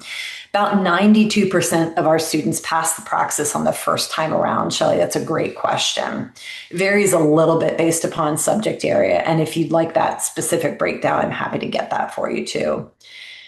The reason I put the pictures in the upper right-hand corner of this particular slide is that on the right-hand side, that's what our cohorts look like most of the time, kind of like all of us on screen together interacting. This happens to be a session in which our candidates were graduating. But on the left-hand side, one of the women in that shot is one of our faculty members. And she actually was working with a number of candidates in the DMV area, and they all came together in person. And those images are simply to highlight the importance from our perspective of the deep engagement with our candidates. One, because we want to ensure that they are actually developing the competencies that are needed to be successful in the classroom, but also because we want them to feel a sense of support. Like many of you on this call, I was a classroom teacher for many years as well, too. And having a support system around you, people that you can go to ask questions, that you feel trusted advisors who can support you in your learning journey, I think is a very important hallmark of what we do at Moreland. These are a list of all the approved licensure areas we have either in DC. Well, this is the full list of DC, but these also encompass our licensure areas in other states as well. In Florida, we actually have the reading endorsement pathway in the state of Florida as well, too. So we really pride ourselves in making sure that we are offering as many licensure areas as we possibly can. Right now, we're working on a process to contemplate music and art and theater at Moreland as well, too. But I wanted to make sure you had a sense of what our licensure area approvals look like and what we are staffed currently to provide, and the nature of the content area and expertise that we're required to have as a university to be able to provide these areas of licensure. I really, really appreciated Dr. Torbert's explanation of some of the EPP data. And I think the next couple of slides will give you some insight into our belief about how incredibly important having data in the hands of the school divisions or the school districts that we're working with, or the state departments of education that we partner with. Here, we actually work with about 165 different countries around the world. Here in the United States, we certainly enroll a lot of individuals, career changers that want to be teachers. But about 3.5 years ago, we also started partnering very, very closely with school districts in the US, recognizing that they were hiring more and more individuals who had good hearts and maybe phenomenal content backgrounds or phenomenal career experience, but hadn't actually achieved their teaching certification yet. So we started partnering very closely with school systems to help them have a lower cost, high quality, accelerated pathway to get those newly hired teachers certified quickly with the support they needed to ensure they could retain their employment and, most importantly, I think, be effective in the classroom. This slide showcases some data, and this is our employer survey data. So when our candidates graduate, we're surveying all of their employers. The sample size from this particular data set comes from 371 different employers. And the 4 data points here are saying that 97% of our employers are saying that our candidates have a very positive impact on students. 94% of our employers are saying our candidates are using a variety of instructional strategies, small group, individual work, to really develop a wide range of skills. 93, almost 94% of our employers are indicating that our candidates are using a variety of strategy to guide students effectively through the learning progression that enables students to have clarity on the content standards that they're learning.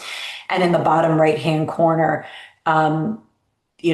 86, almost 87% of our employers are saying our candidates are seeking appropriate either leadership roles or opportunities to collaborate with students and families and school professionals. Something that we put high value on at Moreland is wanting to ensure that our candidates are not only properly prepared and certified, but if they aren't staying in a classroom, maybe they're seeking a coaching role, maybe they're seeking a department chair role, maybe they're seeking a building principal role. But we want to instill with them the belief that the field of education is an incredibly valuable, mission-driven career field to stay in. So that is also something we track. What won't come up here in today's presentation is just the huge array of data that we track on candidates. All of that data can be disaggregated at the state level so that when we hopefully will present those reports to the Virginia State Department of Education per Dr. Torbert's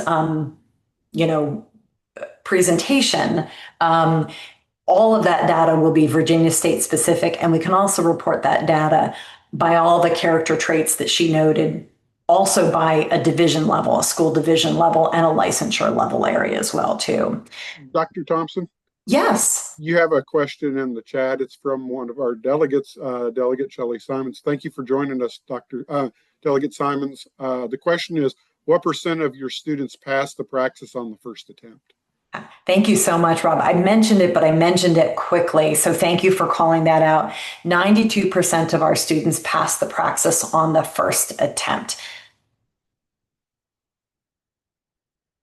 It's a great question. And I think I said it varies a little bit by licensure area, but that's our average amount right now. And we're since our students are taking the praxis exam, and students at Moreland are, in Florida, they're taking different kinds of exams. In Maryland and North Carolina, they're doing the EdTPA. So we align our licensure test and assessment preparation practices with each state's needs. So, but all of the candidates that go through DC do take the praxis exam. So we have a pretty extensive amount of data from that particular on praxis exams.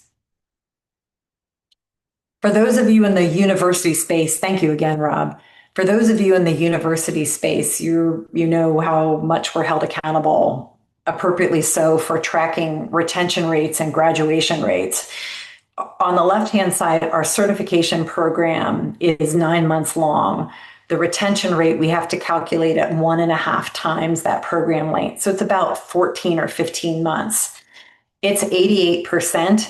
If we look at our retention rate from all of our school district partner candidates, they often take more time to complete the program beyond this retention rate measure because our school district partners prefer that we help our candidates maximize their tuition reimbursement policies that are available in those districts. So if we looked at a 2-year cycle of our graduates, that retention rate of our certification program goes up to over 93%, between 93 and 94%.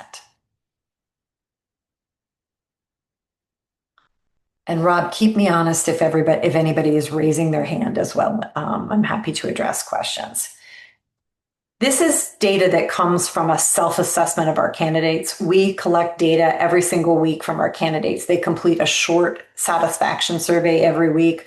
Our faculty are completing survey data for us on the results they see from their candidates. Our candidates are also completing surveys at the end of each module and at the end of their program as well, too. We regularly collect annual data from our alumni and also from our employers as well, too. We also collect data from the school systems or the school districts or the school divisions that we're working with so that we can really model an environment of continuous improvement and ensure that we're looking at that data on a continuous basis to continuously look for trends or themes that we're feeling solid or confident about, or trends or themes that we might need to make some adjustments or to make some improvements about.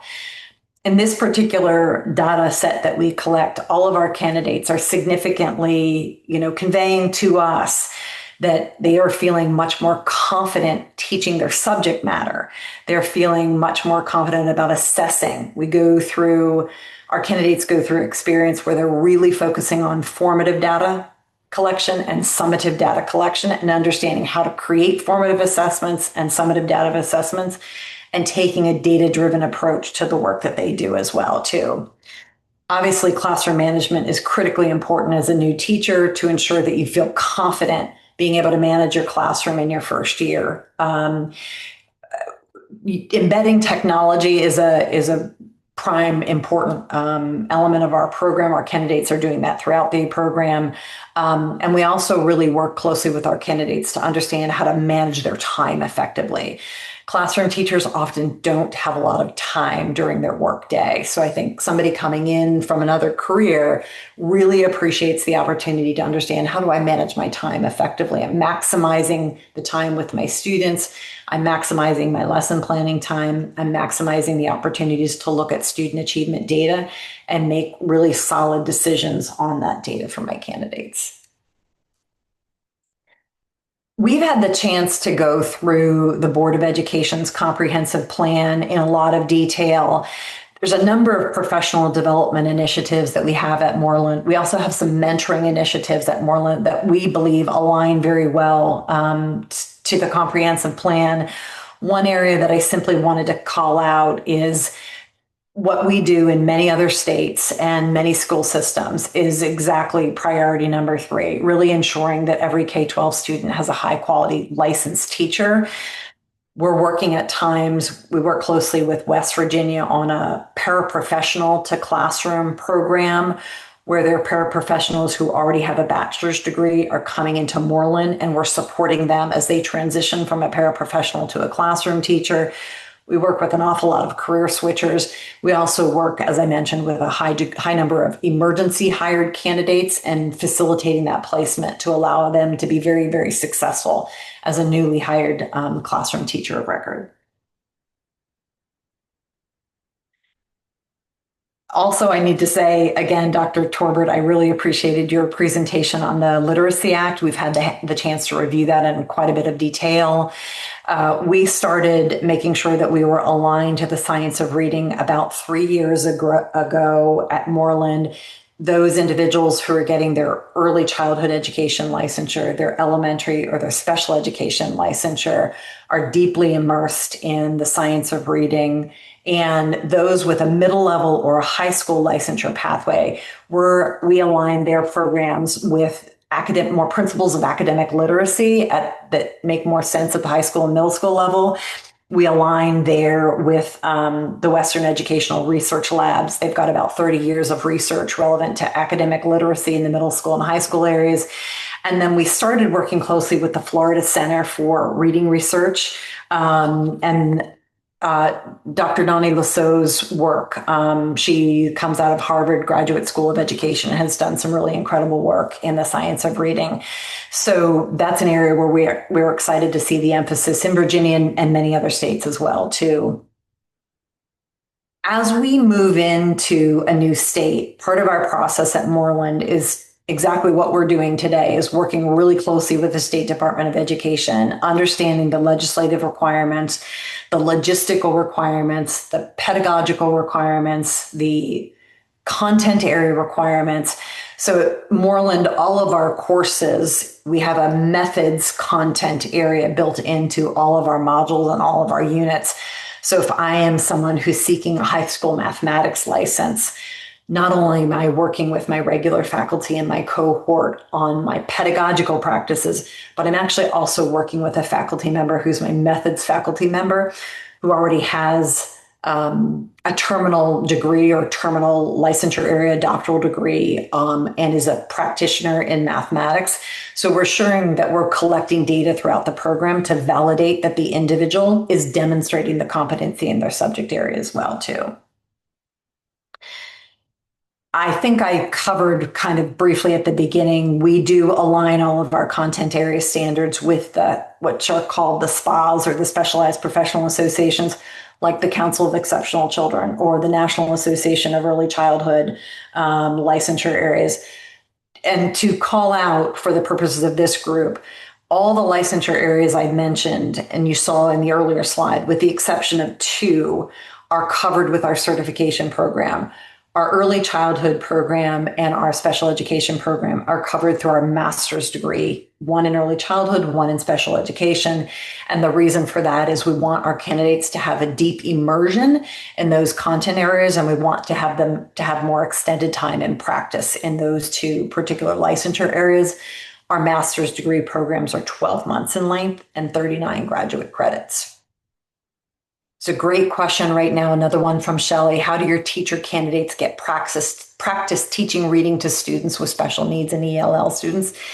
They do that in the classroom. So in our program, there's fieldwork assignments. So if they're not the classroom teacher of record, they are going into a school in their neighborhood, and they are working on a variety of assignments. It's giving them the opportunity to observe a variety of criteria.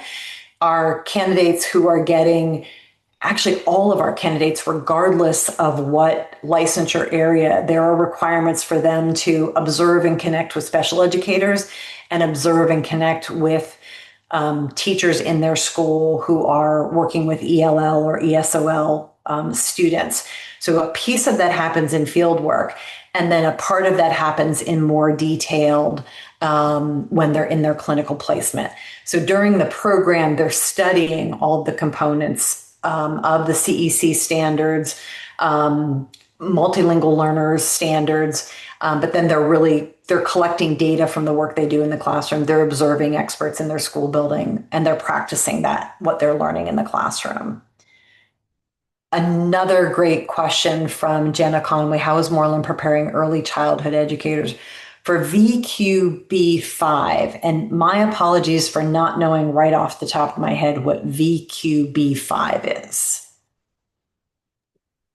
Yes, Dr. Thompson, this is the new statewide measurement and improvement system that all early childhood and early childhood special educators are part of, because we observe every publicly funded early childhood classroom. And so just something to flag, that it would be important that you all do have understanding of that. That is much more important, for example, than the NAEYC standards, which, while a consideration for programs, have no real merit in Virginia. But VQB5 is the determining measurement and accountability system for anybody doing early childhood educating in the Commonwealth now.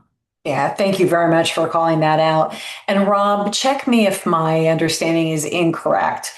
The approval that we're looking at right now actually does not include our master's degree in special education or our master's degree in early childhood education. It is our certification program that does not address those two licensure areas. I think, Rob, we'd have to pursue a different pathway potentially for our master's degree programs. Correct. What we're talking about would be an alternate pathway paired with a school division or multiple school divisions if there were. So it wouldn't be a degree granting. It would be just a alternate pathway to complete the teacher certification requirements. Okay. Thank you so much. So Jenna, to your good question, if we move to that stage where where the Department of Education is reviewing our master's degree in early childhood or master's degree in special education, we would absolutely need to align with the state requirements there. We go through a pretty deep process when we're working with states on program approval. Typically, an educator preparation program approval process might be anywhere from 6 months to 12 or 18 months in the states that we currently work in. So great question, Janine. How are we preparing teachers for MTSS and UDL? Both of those elements are a part of our curriculum. And Rob, if it's helpful, I can send as a follow-up to this committee a detailed curriculum map that is showing where it breaks down all of our modules, all of our units and our activities. You can see the learning objectives, you can see the standard alignments, and then you'll be able to see, Janine, where MTSS and UDL come into our program. That would be helpful to send to me, and then I'll direct it as needed. Terrific. Absolutely fantastic.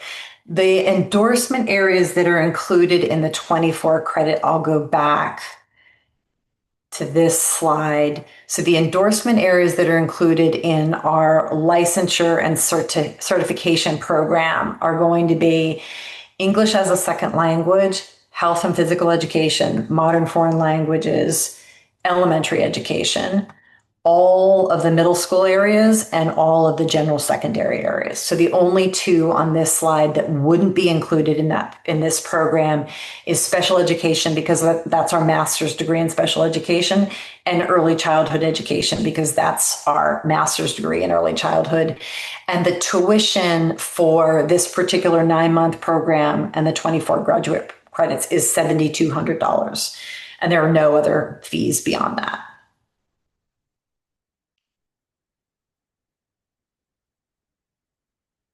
Thank you so much for the great questions. I thought this slide might be helpful for a point of comparison to, we've been working very closely in Maryland for the last, since 2022. We started our first partnership with the Montgomery County Public Schools in Maryland. We launched our partnership in December of 2022. Immediately, 22 of their conditionally certified teachers enrolled. At the end of 2023, we had already enrolled and graduated 154 of their teachers. By the end of 2024, we'd enrolled and graduated 161 of their, they're called conditionally certified teachers, where they don't have a teaching certification yet. Since that time period, we've significantly increased the partnerships we have across school systems in Maryland. You can see their logos down in the lower left-hand corner. Year to date, we have about 365 graduates. That was, I'm sure that has changed since I pulled that data point a couple of weeks ago. But you can see over the years, it's just continued to increase. And that's partly because we've expanded our partnerships directly with school systems, but it's also partly because we, the Maryland districts, much like many districts that we work with across the country, are continuously hiring, good quality individuals with career changer desires or phenomenal content area backgrounds that are in need of a teaching licensure. So we've been working more and more closely with school systems to do that. I thought that would give you a sense of comparison of the scale and the scope of what we do in a neighboring state. And let me just look at some of the questions real quickly here. Could someone get a grade 6 through 12 endorsement? That is a more typical certification for most of our core subjects. Susan, one of the things that we do pending approval from this organization and then review by the Virginia State Board of Education is we would go through all of our programs and do a licensure alignment. Since all states call their licensure areas something different, we work with each state Department of Education and do a licensure alignment. So currently right now, we are approved to give a variety of middle school and secondary licensure areas. In some other states we work in, for example, we work closely with the Tennessee Department of Education. They don't call out middle school the same way that the District of Columbia does. So in some of the states we work with, our programs are K through 6 and 6 through 12 licensure areas. It just depends upon the licensure nomenclature in each state. So we go through that licensure alignment process. Hopefully that's helpful, Susan, to your good question.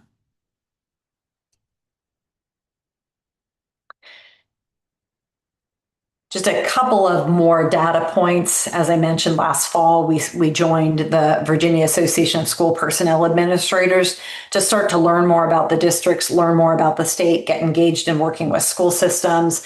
The Alexandria City Public Schools, based upon our collaborations, wanted to start right away allowing several of their teachers to enroll at Moreland. So we do have a clinical placement partnership in place there, allowing, if they have individuals who are enrolling in Moreland, allowing them to do their clinical placement in the district. Since January 1st of 2023, we have graduated a little over 4,300 teachers. And the graph at the bottom just shows you what are the top 6 licensure areas of those 4,377 educators. So we're graduating an incredible number of people in early childhood, special education, math, science, English as a second language, and elementary. Obviously lots of other areas as well too, but I wanted to give you a sense of the top 6 licensure areas, because I think, as I recall, seeing the licensure areas that were some of the high need licensure areas in the state of Virginia, there was direct alignment with these needs. And as probably all of you are well aware, I think many states are experiencing the same critical need areas. So those are some of the areas we put a tremendous amount of focus and attention and time to. Some of the things that we do in other states that we would do in Virginia as well, we'll have state-specific information sessions. Those are to educate key stakeholders, whether it's district officials or citizens living in the state, or people who have been hired by Virginia school systems, school divisions. but we make sure that our information systems and sessions are very specific to the state. I think we all appreciate that licensing is complex across the US and very different state to state. So we work on state specific sessions so that we're sure we're clear on the actual requirements aligned to the legislative requirements or the regulatory requirements in the states. We have multiple communication channels in place for our district partners. We have dedicated area partnership managers. We have all different kinds of social media, email marketing campaigns, digital flyers, but information that we produce to be very helpful to states when we're working with educators in the state.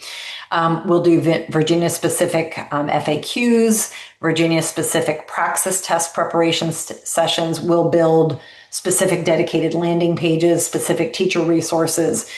We also do a lot of online learning on-site events in certain states. We do that regularly. And then we do a lot of division-specific or state-specific progress reviews. When we partner directly with the school system, we're meeting with them minimally quarterly. In some of our school divisions that we're working with hundreds and hundreds of educators in their systems, we're meeting with them on a monthly basis to track progress and proficiency across their licensure pathway. But we also do that at the state level as well, too. So I just wanted to call that out so that you had confidence that we collect a tremendous amount of data that we regularly report back to both departments of education and divisions or school systems in this case, in the Commonwealth of Virginia. Again, just a highlight of the communication channels that we use. We do have specific human beings, real people that are dedicated to the states that we work with. I will say that I'm particularly excited to work with the state of Virginia, given my background. It's an absolute honor to be doing that. When we're conducting a division partnership review, many of you are employed in school systems, school divisions throughout the Commonwealth. We're meeting directly, often online or on site with those division partnerships. We're looking at active work streams, performance to date, upcoming programming, the impact data, the clear goal tracking to demonstrate the progress. Part of the work we do at Moreland is if we're working with a school division and they have a certain number of not correctly certified staff or not correctly endorsed staff, we're working very intentionally to put project plans in place to start wheedling down on those numbers and making sure that we're having a positive impact on ensuring that they are having correctly licensed teachers in their school system. But also we collect data on those individuals pending review and approval by the school divisions to ensure that our candidates are staying in the classroom and they're continuing to be successful in the classroom too. For us at Moreland, graduation is certainly a wonderful benchmark to celebrate, but what's really more important is what's happening after that. Are our candidates proving to be successful in the classroom, both with their content area knowledge, their pedagogical knowledge, and their success with their collaboration with parents, the children in the classroom, and their communities in general? There are a number of appendices slide here that I think you probably all have in your hands in front of you, and I'm happy to address any of those. But I wanted to stop sharing for a moment to see what other questions might you have that I could answer or address.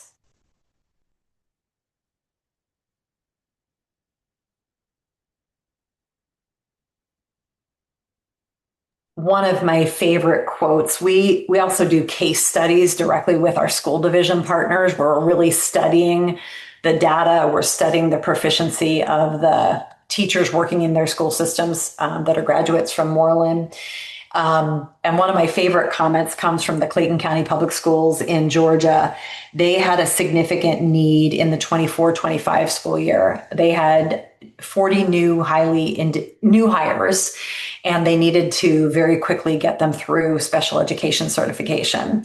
We started meeting with Clayton in January of 2024, and by the fall of actually before the end of that calendar year, we had 40 individuals that were correctly certified in special education, and 36 of them, as of today, are still in those classrooms. 4 of them have moved into general education classrooms, but 36 of them are still special education educators.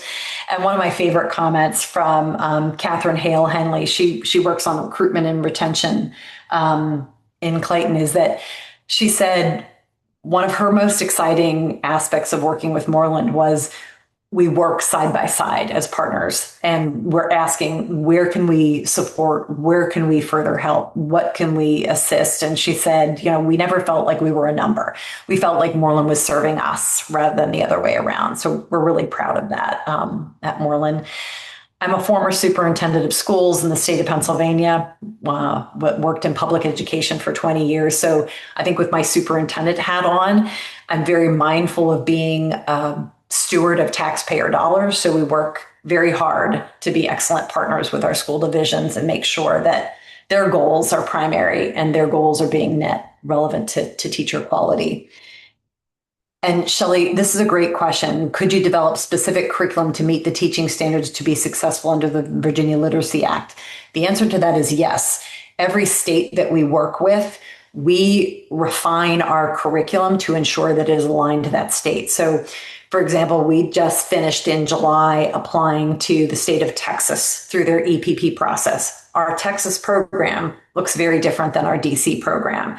We're in the process of completing our EPP application process with the state of Massachusetts. That looks very different than the DC program or the Texas program or the Florida program. So in Virginia, we would make the necessary curricular changes and alignment changes to ensure that we're aligned with the requirements in the state. That's just in our minds, that's a critical part of working with the state.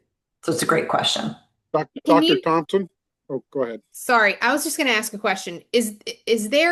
Are there some specifics that you can give us related to that particular question that Delegate Simons just asked you? Because, I think that it's so critical to us here in Virginia that we're seeing very specific outlines of how that your program has researched this, understands our VLA very specifically, because I think, we are worried about, pardon the pun, but pulling triggers on any and every program and potentially, putting teachers into the classroom that are not effectively prepared to do everything that we are asking them to do. And that is absolutely not something I'm willing to do.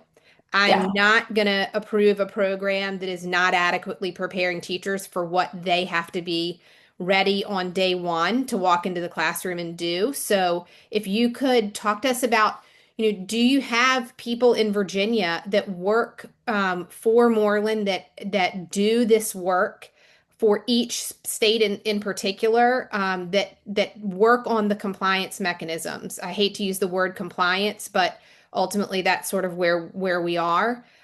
This is a big place that I and the board in particular really, really look critically on programs because, look, Virginia is unique. We all think that, those of us that are here on this this call. So we are very, very particular about ensuring the things that we have put in place, the things that our General Assembly has worked so diligently on, and the things that the board has worked hard to implement over and over again. We want to be able to compare apples to apples. So if you could just help us out with that a little bit, please. Yeah, absolutely, Grace. And I appreciate your question. And given my career path and my former work as a superintendent in the state of Pennsylvania, I wouldn't want to hire someone unless I was sure that they were aligned with the requirements that were important in the state of Pennsylvania. So I think your question is a very appropriate one. And I can give you a very specific example. And that is we're an approved educator preparation program in the state of Florida for all the licensure areas. They look a little bit different in the state of Florida.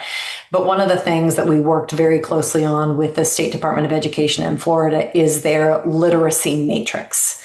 The legislative body and the Department of Education follow a very specific state reading endorsement pathway. And they have a literacy matrix that comes out of the Florida Center for Reading Research and Florida State University. So when we were going through the EPP process and learning everything we needed to learn, and that's only one aspect of the program that I'm giving you as an example. There's many other areas that were aligned in different ways, but I think this is an appropriate example. Their literacy matrix is a very, very specific document that is specific to the state of Florida. It's based in the research that is important to the state of Florida and the Department of Education. So our program that we operate in the state of Florida, the activities relevant to elementary, early childhood, special education, the K through 6 licensure areas, all complete activities and assessments. And all of those activities and assessments have rubrics associated with them that are aligned directly to that literacy matrix. So candidates that are enrolling at Moreland in Florida, they're learning about the literacy matrix, they're learning about the research behind the literacy matrix, and their assignments are being assessed against rubrics that are designed with that literacy matrix in mind. So in the case of Virginia, we wouldn't be using Florida's literacy matrix. We'd be using the elements associated with all of the pieces that Dr. Torbert talked a little bit about earlier, which is ensuring that there's complete alignment with that. So we do make the necessary curricular changes or logistical changes, whether it's related to numbers of hours in field study or numbers of hours in clinical placement. Every state has some common requirements, but every state also has unique requirements, and we make those changes to align. I'm saying align, but your use of the word compliance is totally appropriate, to comply with the state requirements. I don't think it's probably also why, Grace, we've moved very methodically into new states. We haven't just simply said we can serve everybody in the country, because we've wanted to take the time. We have a full academic team, a curriculum team. We have a full licensure, regulatory, and accreditation team.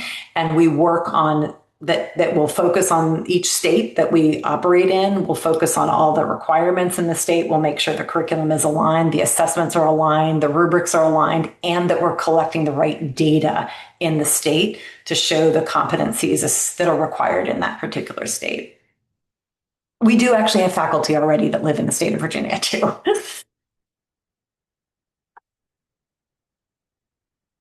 Dr. Thompson, there's another question. I have one question before you jump on that one. One of the requirements here in Virginia for an alternative pathway is to be partnered with the school division, because it is actually the school division that makes the final request in partnership with that alternative program. Do you have any school divisions that are already pursuing that, talking to you about it? I mean, that'll be the final step. If this does go to the board, is there have to be a request from a school division? Yeah, absolutely, Rod. Thank you for that. We do have a partnership in place currently, and I think one of my slides highlighted that with, I think it was, Alexandra City Public Schools. Rob, part of why we started working with VASPA and joined VASPA was to have the opportunity to meet more school divisions. We've had extensive conversation with Prince Williams. I met several weeks ago with Virginia Beach, and I have a meeting coming up, I think on the 23rd, with Loudoun County as well, too. The receptivity to the program has been very positive, but to your good point, that's an important validation step for us as well, too. We want to ensure that the divisions in the state also find this important and needed. And so far, that's what we've been hearing from the superintendents that we're speaking with. And great question from Lauren. Are candidates in cohorts all from the same state, or how are the different curriculum assigned when cohorts might be mixed? So, Lauren, we make that decision on a state-by-state basis. In Florida, all of our candidates are mixed together, but they all live in the state of Florida. And part of that is because the requirements are so specific in the state of Florida. We want to ensure that there's clarity and cohesion and no confusion for anyone. The state of Texas, any candidates that enroll at Moreland would be from the state of Texas. The candidates that we serve that are outside the United States, they're mixed together. They might be from Taiwan, they might be from Europe, they might be from South America, they might be from China, they might be from the Philippines. They're mixed together because they follow a more of an international approach and follow the DC aligned curriculum and a DC aligned program. We do have some states that we work with, like the state of Pennsylvania, the state of Louisiana, the state of Missouri, we work with individuals in those states, and those candidates at times are mixed together in a variety of cohorts. We've also had school divisions at times say to us, we actually only want our emergency certified teachers in cohorts. And we do that when that's a specific school division request. We have only their employees in a cohort together and they're learning together. So their work is very specific and very specifically aligned to their employer. Other times they're saying we just want candidates, we want to be mixed with other candidates in our state. We do occasionally have times where school systems, school districts will say, actually, we want our candidates exposed to people from all around the world. We still want them to hit the curricular requirements, but we actually want them to be exposed to candidates all around the world.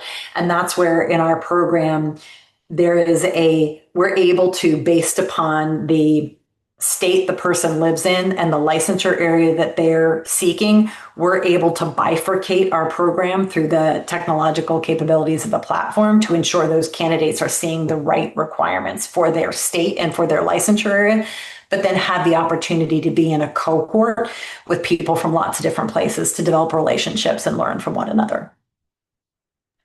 Thanks. You'd mentioned being able to share like kind of a detailed curriculum. I would be really interested in seeing that to see what like a world language teacher would go through, because it was pretty general on your slides. I think that would answer some of my questions. Yeah, fantastic, Lauren. Absolutely.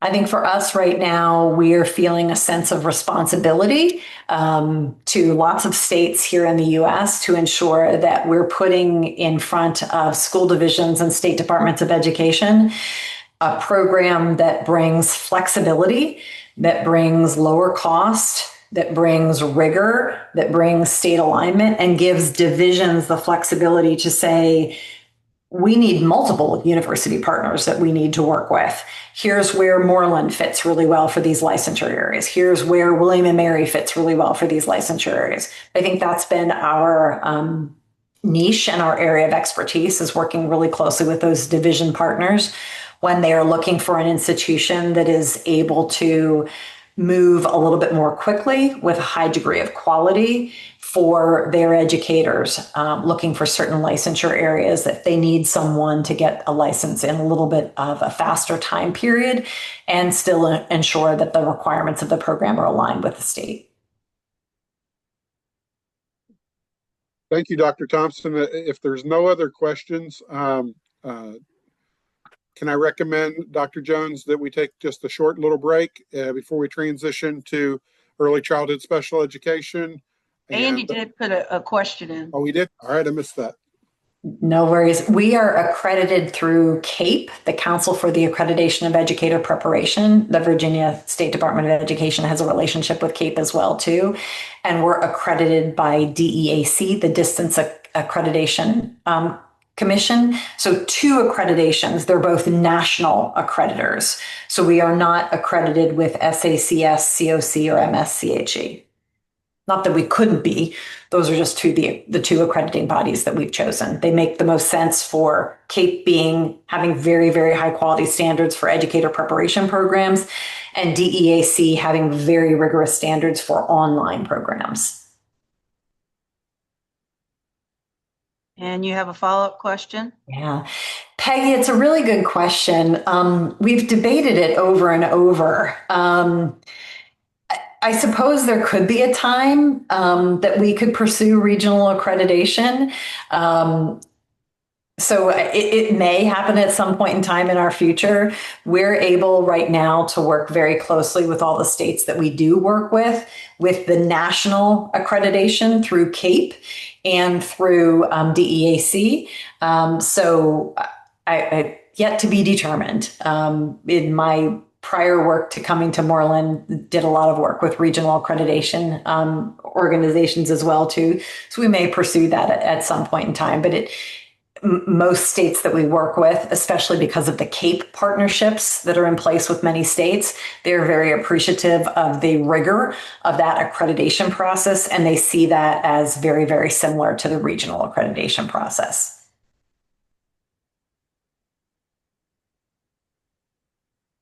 Thank you, Dr. Thompson. Thank you so much, Dr. Jones. It was a pleasure and an honor to have this opportunity. Yes, ma'am. So, ladies and gentlemen, at the hour, it's 11:44. We'll reconvene back at 11:52. Give you a few minutes to do a bio break or whatever you need to do. So again, we'll recess and reconvene at 11:52. Dr. Conway?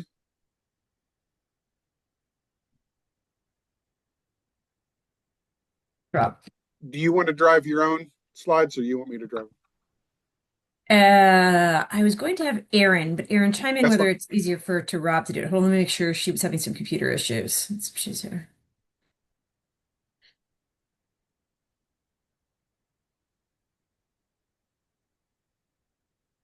Can you hear me? Yes. Yep. Okay. Sorry. I am having computer issues, but I will give it a go. I think I can do it. I'll actually try and up while we are taking this break and see.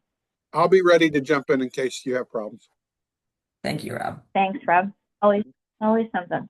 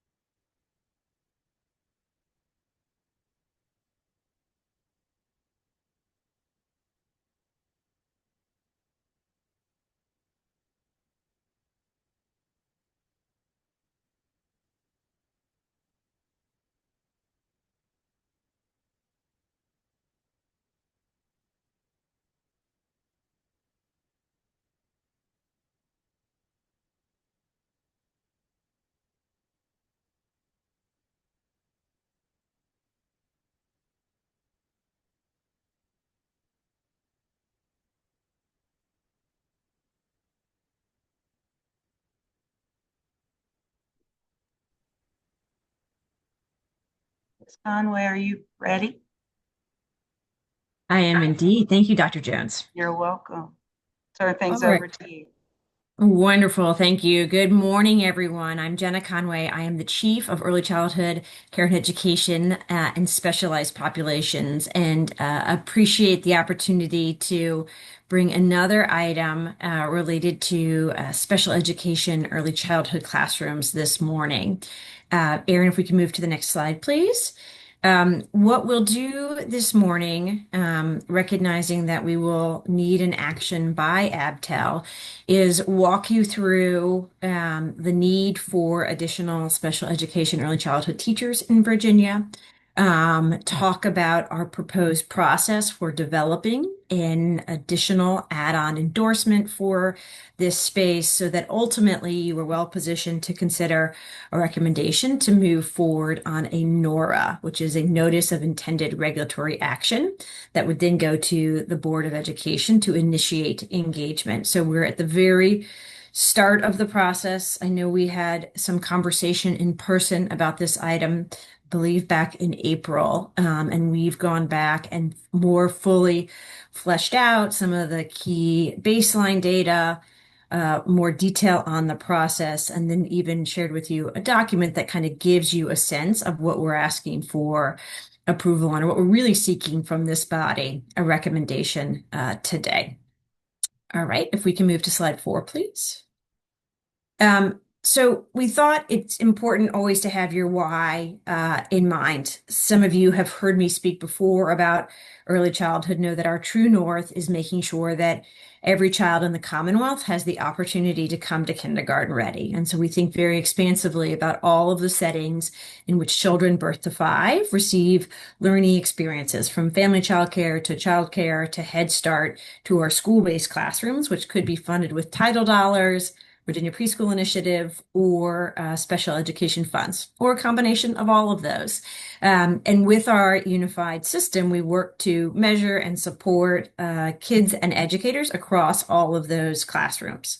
Our unified system also means that we have more data than ever before about the kids in those classrooms, who they are, and what their unique needs are. And one of the key emergent trends is that we're seeing more and more kids who identify with disability or developmental delays, ages 2 to 5, in our Virginia classrooms. So you see the numbers here, year over year increases coming out of the pandemic. So even as the base number gets bigger, you're seeing kind of an increase each year. That we're seeing these increased numbers, we're also working to make sure that whenever is possible, in terms of an appropriate education, that we're serving children with disabilities and delays in general education classrooms. So doing things like making children with special needs categorically eligible, working with the General Assembly and the governor to make them categorically eligible so they can be served in VPI classrooms along with their typical peers.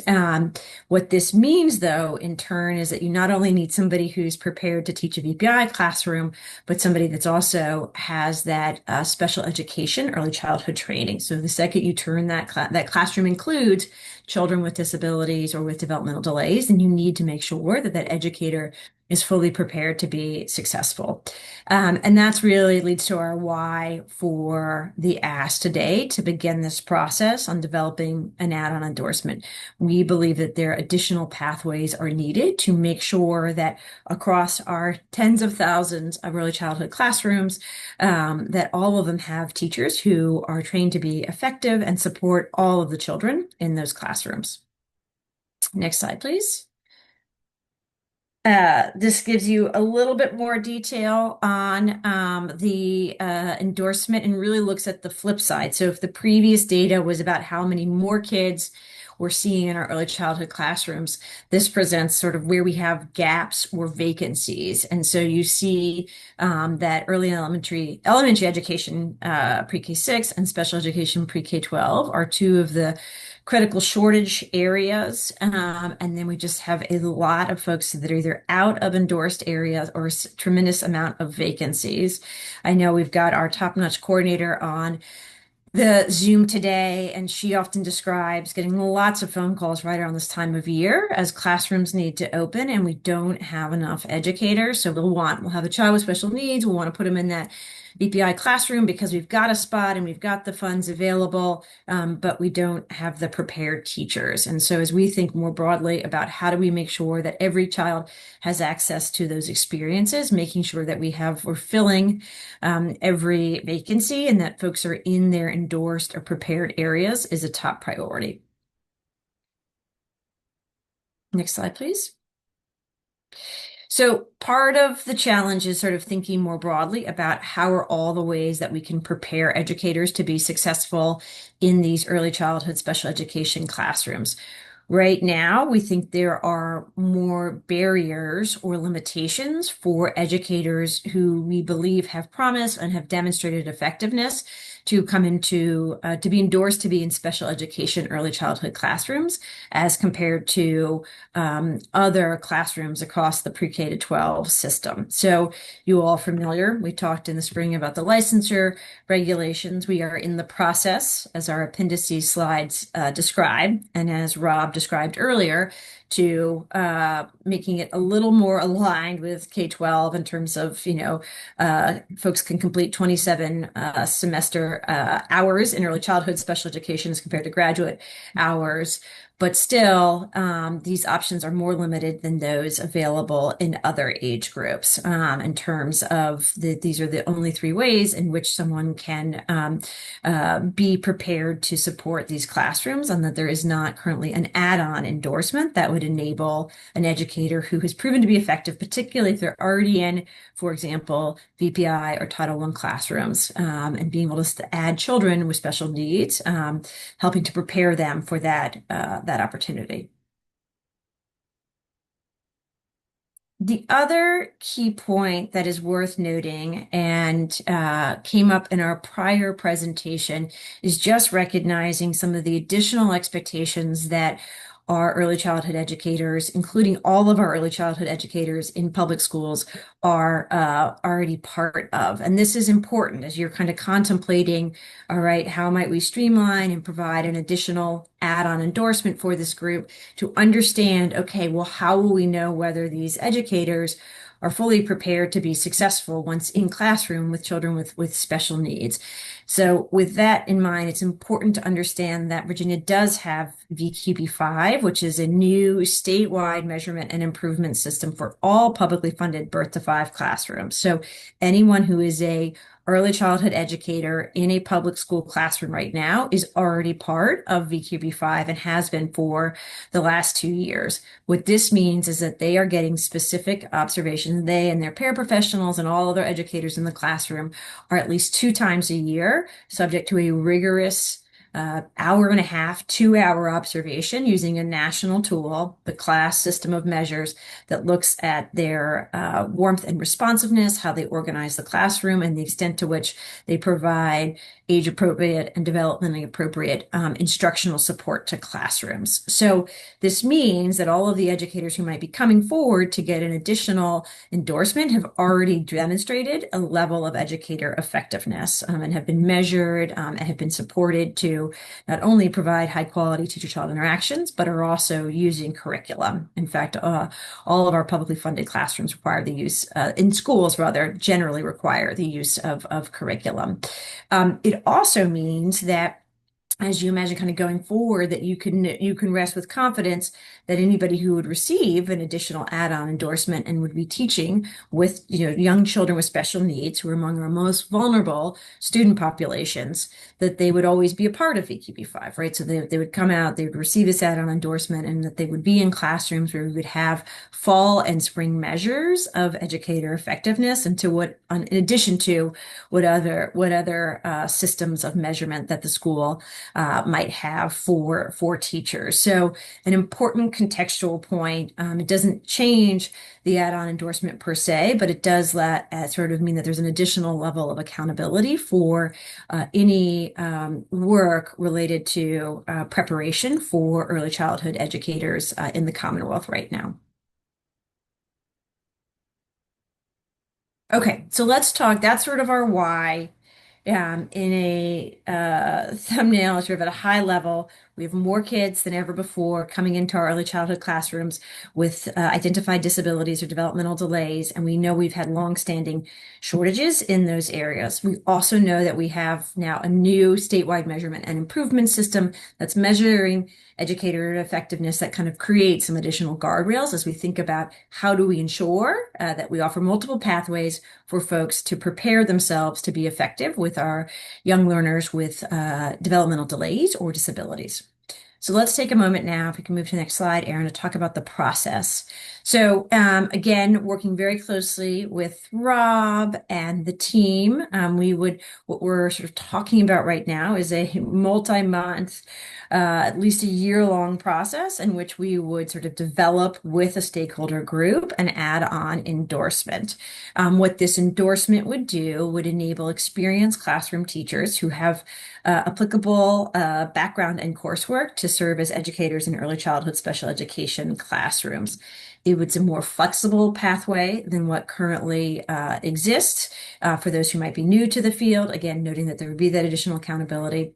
And it will create parity. So as we've sort of noted before, and we worked really closely with Rob and the team on, there seem to be sort of additional burdens on this age group in this particular population as compared to that there is a sort of currently already a special education add-on available for K-6 teachers. And so we think that doesn't make sense in terms of parity, and particularly when you consider the existence of something like VKB5.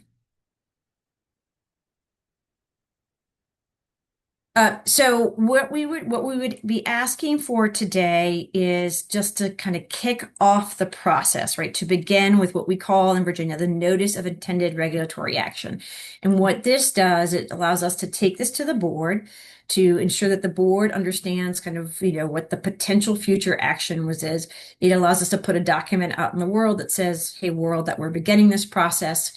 And that we would be prepared to work with stakeholders. We can take in some initial public comment via a public comment period on town hall. We then work on developing the proposed regulations, which we take back to the Board of Education, and then ultimately would pursue approval of final regulations. So we are really at the beginning step in the process of developing this. And what we need from you all today is approval to move forward on that process. To help you get a kind of sense of what this would look like, I think this is one of the questions that came up in April, sort of like, what are we approving and what would this entail?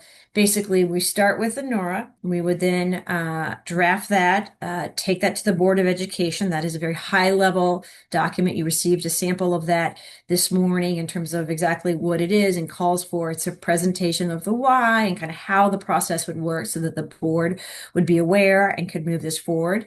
We would then convene stakeholders to look at the pathways. In your appendices, you'll see kind of some examples of some comparable add-on endorsements, thinking about coursework, thinking about practicum, thinking about kind of how you could demonstrate these key competencies. We would include individuals from higher education, school divisions as well, both general and special education, early childhood folks. We would work with ETS as you think about kind of the alignment for the praxis and the extent to which that lines up with what the skills and competencies that we want educators to demonstrate. And then we are thinking about potentially as early as next summer, dependent on that stakeholder work, bringing it back to ABTEL first. So this would not be the first and only time that you saw this, right? We would work with stakeholders for the greater part of a year, bring it back to you all, go through the details of the proposed add-on endorsement, get your approval first, and then ultimately bring it to the Board of Education for first review, and then finally final review, likely sort of fall, winter of next year. So all in, it looks like this process would take about a year, and the kind of outlying factor would be the time needed to engage our stakeholders. So as we convene stakeholders and determine how quickly we could move through the content, that would then impact the ultimate length of this process. You have a question?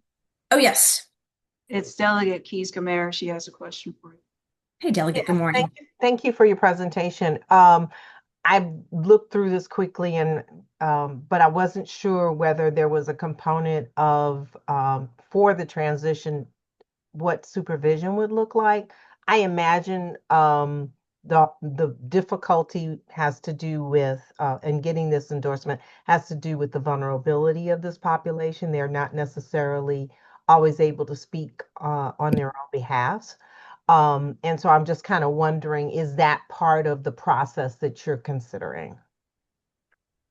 It absolutely can be. And so I think as we pull together the stakeholders and we think about if you see sort of it's described, but we're thinking about kind of what is the necessary coursework. We're thinking about the practicum. And as part of that delegate, it would be thinking about what level supervision and feedback.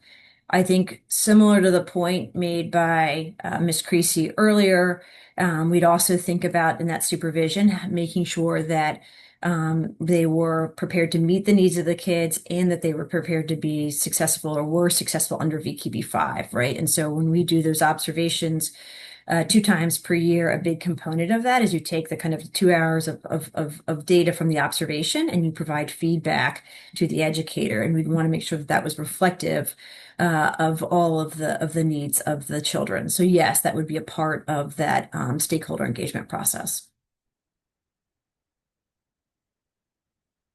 Thank you.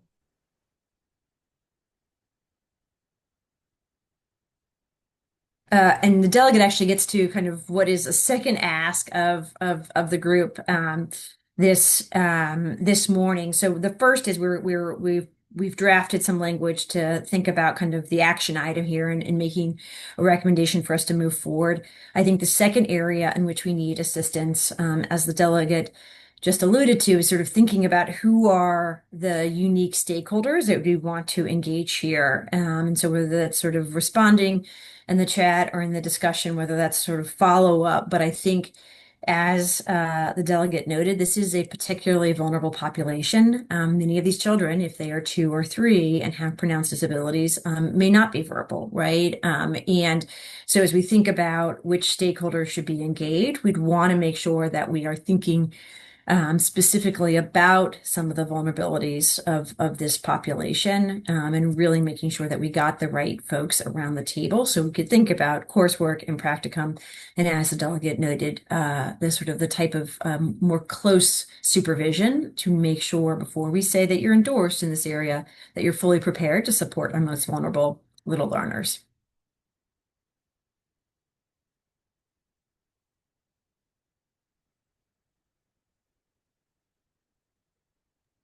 Dr. Jones, are you seeing any other questions? I'm not seeing any other questions. No, ma'am. I don't see any hands, virtually or physically, or anything in the chat.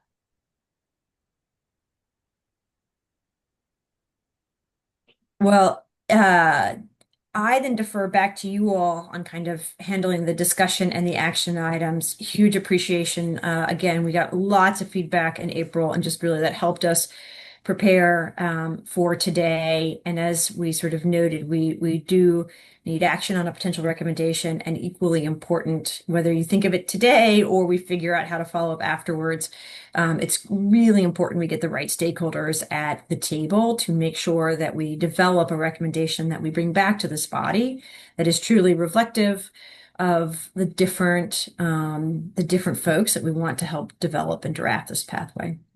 Dr. Conway, we have shared out the sample NORA, but there could be people that would struggle to access that. Would you mind having it show just for a second on the screen so that people can have a look at what the sample looked like? Aaron, can you pull that up? Let's see. Here we go. This is the test of technology. If not, I can share it, but I just want to make sure we.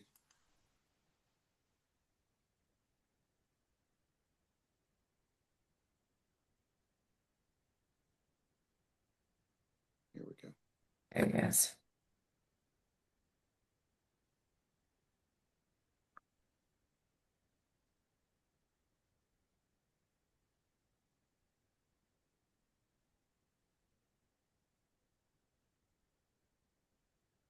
So those of you who have looked at something similar like this before, some necessary background on the regulatory framework and the current options, and then noting the challenge, right? So that the board has understanding around the why here, what we're looking to solve for, and then a description of the process. So putting in document format much of what I've just described to you all.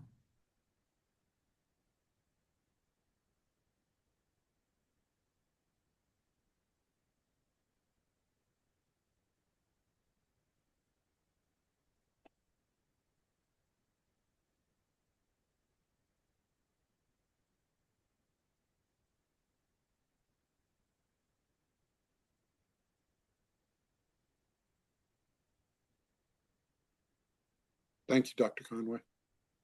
Welcome.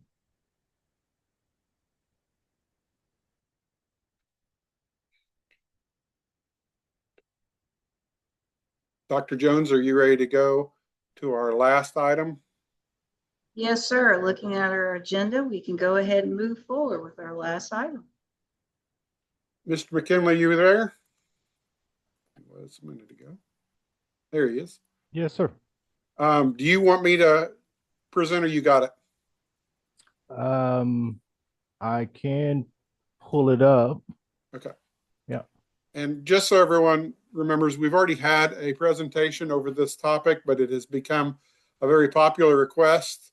And you had asked for us to come back with a little bit more. There was something that I did not realize when we had the original presentation that Mr. McKinley shared with me, and it was like, finally the light bulb went off in my head. I was like, how are we going to come up with a Praxis Bridge score for every possible scenario that we would need? And that is not what we would do.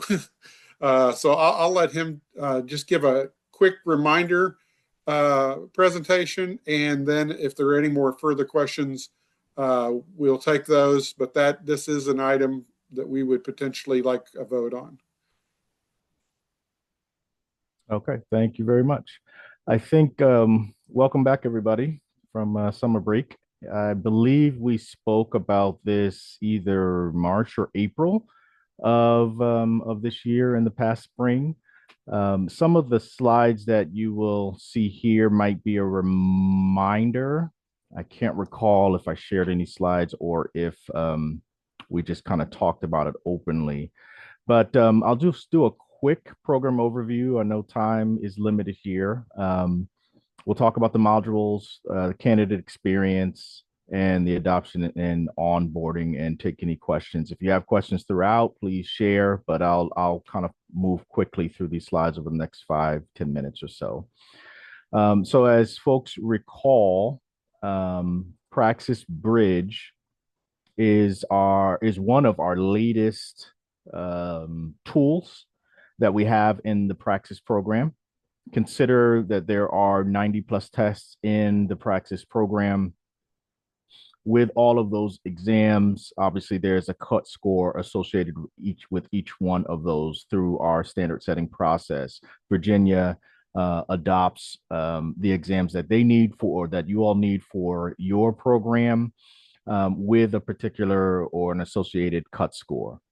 For Praxis Bridge, this is a tool that we brought about in November of 2024. We piloted it for the first 3 months or so.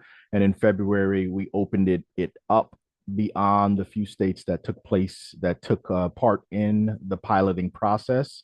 And since then, we've added additional exams to the Praxis Bridge portfolio. So again, this is a tool that's added on to the testing experience. A candidate will take a traditional Praxis exam, and those who need to improve their score by one standard error of measure or less are kind of in that category of being eligible to take the Praxis Bridge assessment. As you think about the current tests that are available, we offer elementary education, which the state of Virginia uses, Praxis Core, teaching reading elementary, which the state of Virginia uses, and then other exams here: English Language Arts, 5038, Special Education, Foundational Knowledge, PLT, K through 6, and also 7 through 12. We have 5 or 6 or more additional assessments that are going to be coming aboard in October as of October 1. So I'll share that list with you in just a second. And then we have some more that are going to be rolling out in the spring. And our goal for this, this initial rollout over the year to 2 years that we've been a part of this process is to look at all of the highest volume exams that are used across the nation so that we can impact the most amount of people. Because as you can imagine, there are a lot of folks that are on that cusp. They take a praxis test, they take a licensure test, and they are just so close to passing. They missed the cut score that the state set by 1 point, 2 point, 3 points, but need to take the test again. With this particular tool, it's a professional development tool that allows candidates to to review some targeted knowledge and skills in the area that they need to improve the most. And as they walk through the modules that we put in place for them to review, at the very end, there is a knowledge check that allows them to check their understanding over the course of those modules that they've taken. The cost is $50, which when you compare a candidate taking the entire test again at maybe 120, 130 or more versus taking this module at $50, there's definitely a benefit for candidates there. And then when you also think about a candidate taking, let's just say, a math exam that might have 3 different categories on it. Normally, a candidate will not need to improve in all of those categories, but prior to this type of module opportunity, a candidate, again, would have to take the entire test, study for the entire test all over again, as opposed to just really focusing in on that targeted material that they need to learn as they're matriculating through the certification process. So how it works real quickly, eligible candidates, again, those who are just on the cusp of passing, will receive notification from us. So we have several emails that go out to candidates for those that are in a state where Praxis Bridge has been enabled for a praxis exam. They'll receive an eligibility letter saying that they could take advantage of this option because it's been approved by your state. Candidates will have 6 months from the date of purchasing the module to complete it. The modules are asynchronous and can be completed at a candidate's convenience. And depending on the pace of a candidate, it could take as little as 45 minutes, but I've seen an hour to 2 hours or more because of the depth of material that a candidate has to review during the modules that they have to take for Praxis Bridge. Upon completion, a candidate will receive a certificate of completion, and candidates will be issued a Praxis score report that will indicate the test name and that they have alternatively passed that particular subject area test.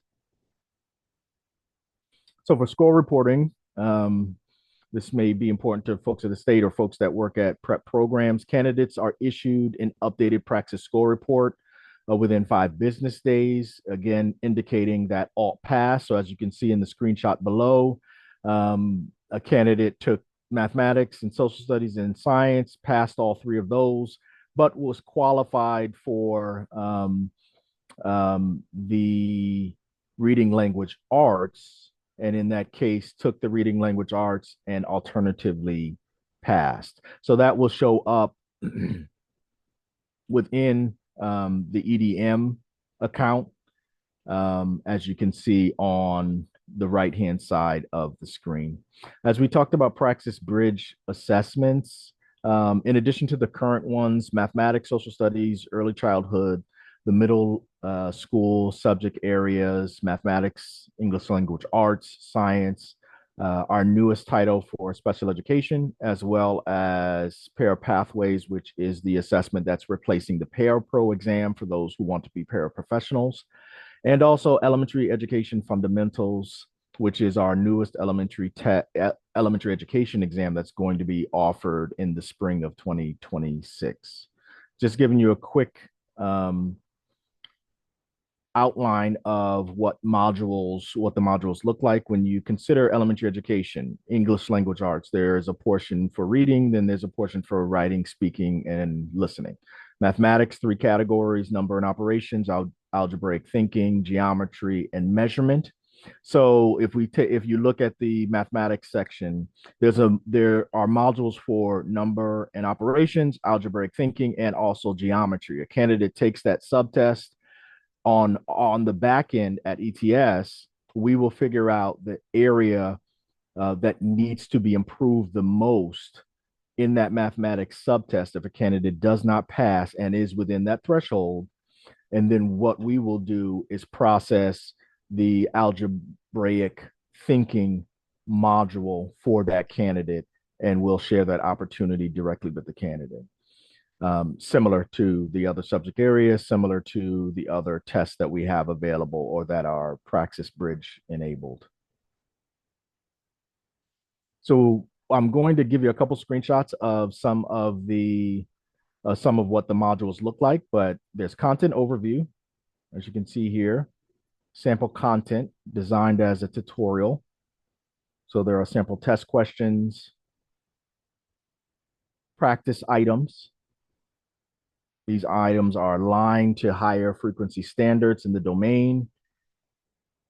Can include a number of things here. With the practice items, we also have general hints that will allow a candidate to understand the information a little bit better. And then, as I mentioned at the very end, there is a knowledge check, and a candidate must achieve a mastery of 75 to 80%. Here's a couple screenshots of what the system looks like. So once this candidate receives emails from us and decides, okay, I want to take advantage of this opportunity, again, for a state that has allowed for Praxis Bridge to be enabled for Praxis assessments, they'll log in, they'll see the information, they'll be able to purchase that at that particular price of $50. The courses will eventually show up in their account. They'll be able to launch their course. And as you can see here, they'll see course outcomes and some learning objectives. I just pulled a couple screenshots so you can see some of the material that are inside of the course. Examples from science, examples from mathematics, hints that I was referring to that kind of provide a deeper picture of the material and the way that a candidate should be thinking about that material. As you can see here, analysis on why one answer is a better answer choice than the other.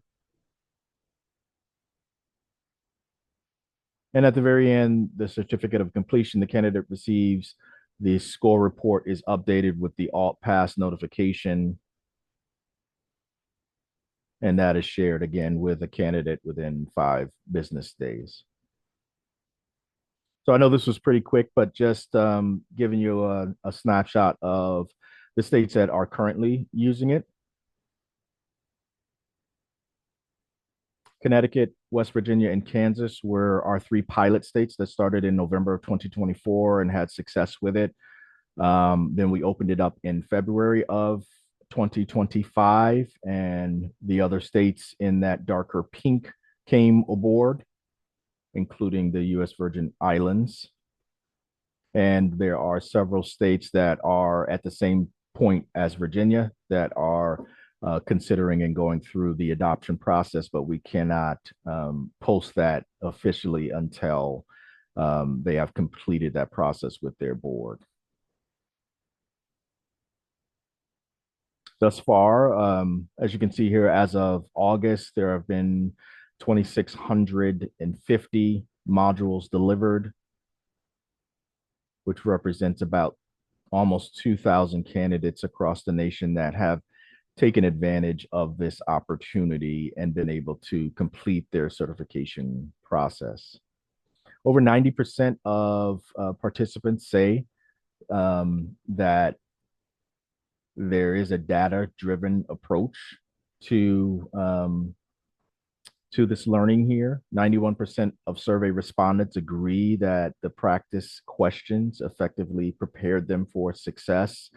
So from a client perspective, like our state departments of education have viewed this as a lifesaver for candidates that are just a couple points away.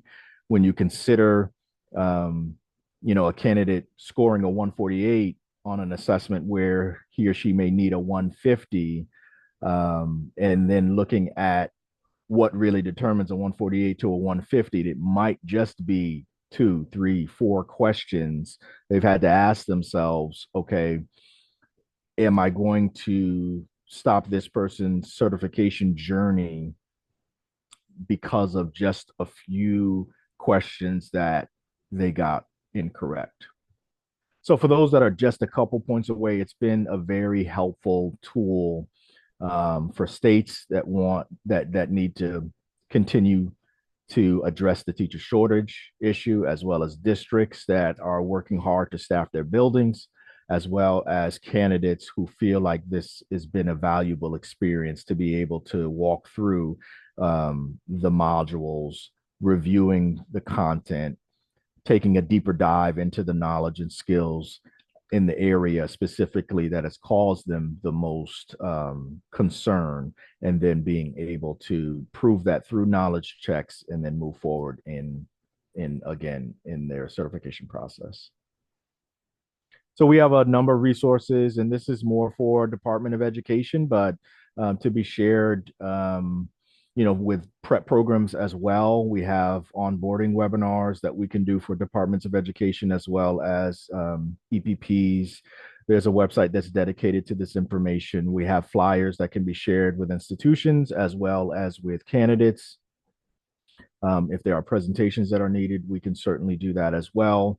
And, for you as a state, and then also for prep programs to get the word out, we also have emails and flyers that we can specifically target for you in order for you to be able to do your own outreach if you wanted to make sure that the divisions across Virginia, as well as the prep programs, are aware of this opportunity.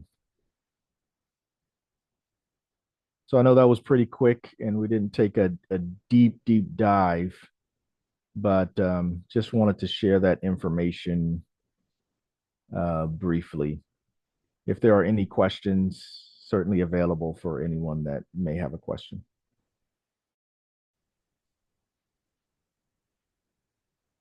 Malik, thank you for your presentation. I'm not seeing any hands up. Can I ask you a question real quick? Yes. Surely. And sorry, I'm new to the board, so this might be this might have been addressed in the spring. Are the modules completed in the lockdown browser, or can they stop and come back? Can they leave the screen? Like, what does that look like from the candidate's end? Yes, they can exit and re-enter.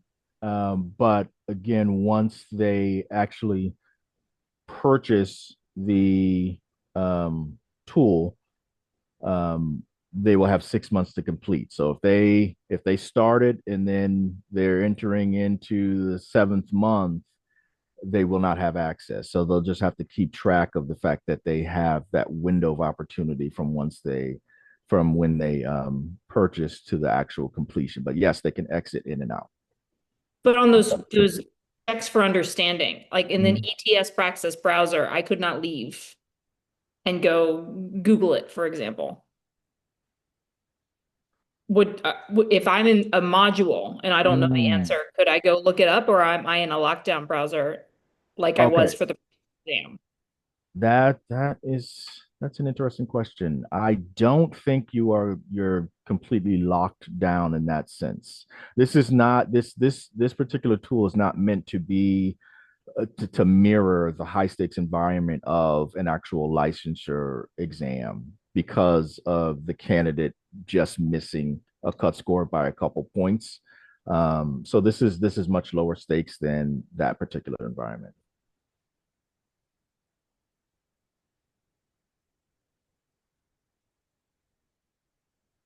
Any other questions?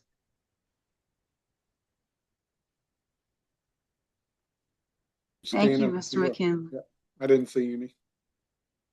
Thank you.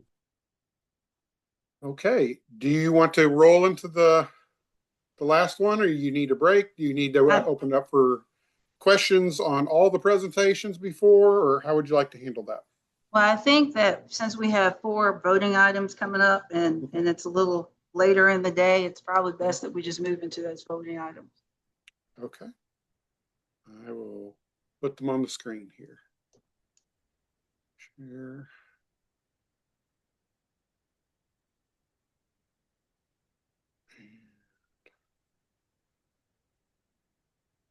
All right, so our first item is the one we just, I did this on purpose, the closest to the presentation, the first one. So what we are looking for is whether or not we have a recommendation from ABTEL to the board to pursue this alternate assessment opportunity, or do we not? Basically, that's the question at hand. You can phrase your recommendation how you would like, or you can defer to not do that. Rob, I have one quick question here, and that is that I know in the code it says the passing score. Mm-hmm. Well, so it's not going to show a passing score on that report. It will actually. If you go back to his example, Yeah. so the one that he said, like I think it was English reading, that was the one that they would do the alternate path for. It does show it as a passing score after the completion of the bridge program. But doesn't it say passing something? It says something else too, doesn't it? Or did I miss that? Okay. It says ALT period passed. So my question is that okay? Because in the code where it says passing, mm-hmm. Does ALT, alternative passing, does that count as passing? It doesn't say you can't use an alternative pathway. And as Shelby would be familiar with the way licensure, if it doesn't take it away, it is a possibility, and that would open up the board to accept that. They can make their determination if they wanted to accept that. That's why this is just a recommendation from ABTEL on whether or not you think they should do this or not. I think it could be accepted, Andy, as passing, because overall it does end up being a passing score once they've gone in and done this, gone back and completed the section that they did not pass. So what this ultimately does, by having to just go back and retake the section they failed and do it for a much less expensive price than paying for the whole assessment over, that's a cost saving to students in the approved program, to teachers under provisional licenses. And I would, from my own perspective, I would much rather have my provisionally licensed teachers do that and come out with an overall passing score than to use a waiver signed by my superintendent for a non-passing score to ultimately get them fully licensed. Because I would rather they feel that they learned or knew the content of the test and passed than to not pass and get them licensed with a waiver. If I had to choose between the two. And I completely agree too. I think I couldn't tell you the number of students that I have who 1 or 2 points away from a passing score, and they've got to figure out how to come up with the money to pay for another test or the anxiety that comes along with that. And we're so evidence kind of driven right now. This module is actually wonderful evidence that shows that they've learned whatever it was that they were deficient on in the test. So the only thing I was worried about was that I didn't want to say, hey, this sounds great, and send it to the board, and the board says, hey, you know what, the code, the language says passing, and that doesn't say passing, but what you said to me sounds really good. If we're okay with it, then yeah. Okay. Sounds good. Thanks. Any other questions, or anybody want to make a motion?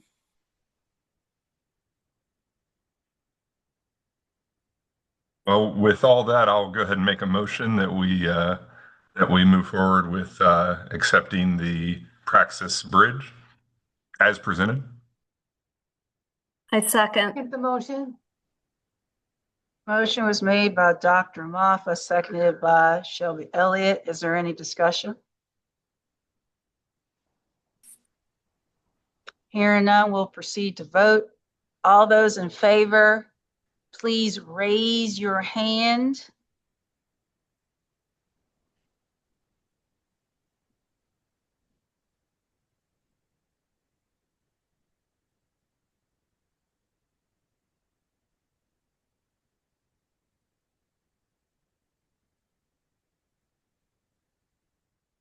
Okay, thank you. All those opposed?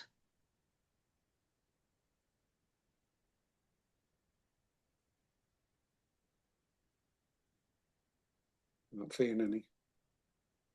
Any abstentions? Sharnita, I think, has her hand up. Yeah, she had her hand up for the first vote in the affirmative. Okay. Okay, that motion passes. Thank you. Thank you. Second item would be to recommend to the board that they open the NORA for special education early childhood add-on endorsement. We have the sample of what the NORA would look like, but this would be a recommendation to the board to take that next step. This is not the completion of the process, just so I can emphasize that. I move to recommend to the board to do the NORA. I second Peggy Schimler. Motion was made by Shelby Elliott and seconded by Peggy Schimler. Is there any discussion?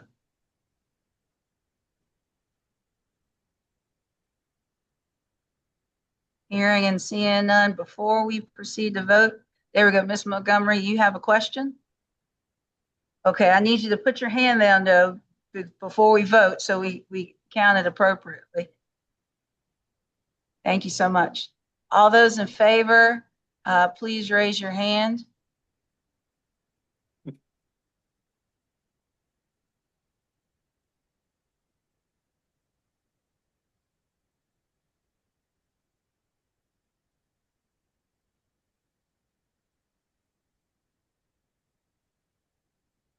Okay, thank you.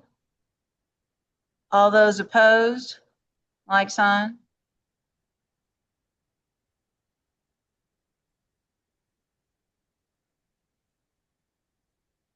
Any abstentions? Okay, that motion passes. Great. Item 3, I want to be clear on how I'm saying this, just so we're clear on what we would be making a motion to. This would not be a motion to take to the board without a school division's request. Let me just be clear with that.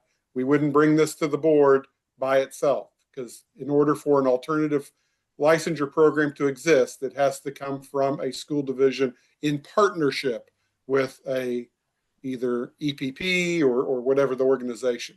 So the recommendation here would be to make a recommendation to the board when Moreland University partners with a school division to take to the board as a possible alternative licensure program pathway.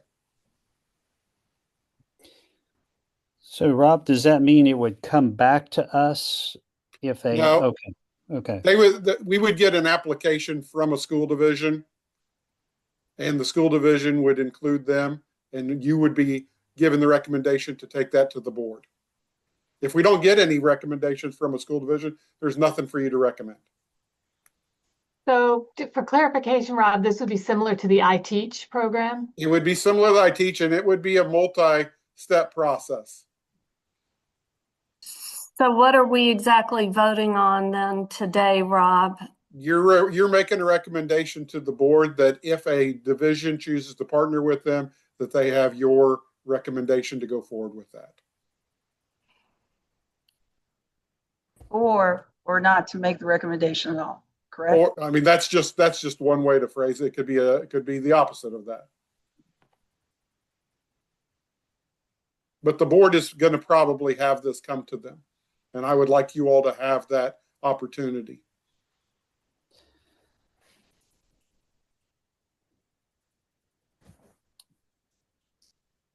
I guess there's a part of me here. I'm going to jump in and just kind of have a bit of a discussion. Is that I have some worries and concerns here.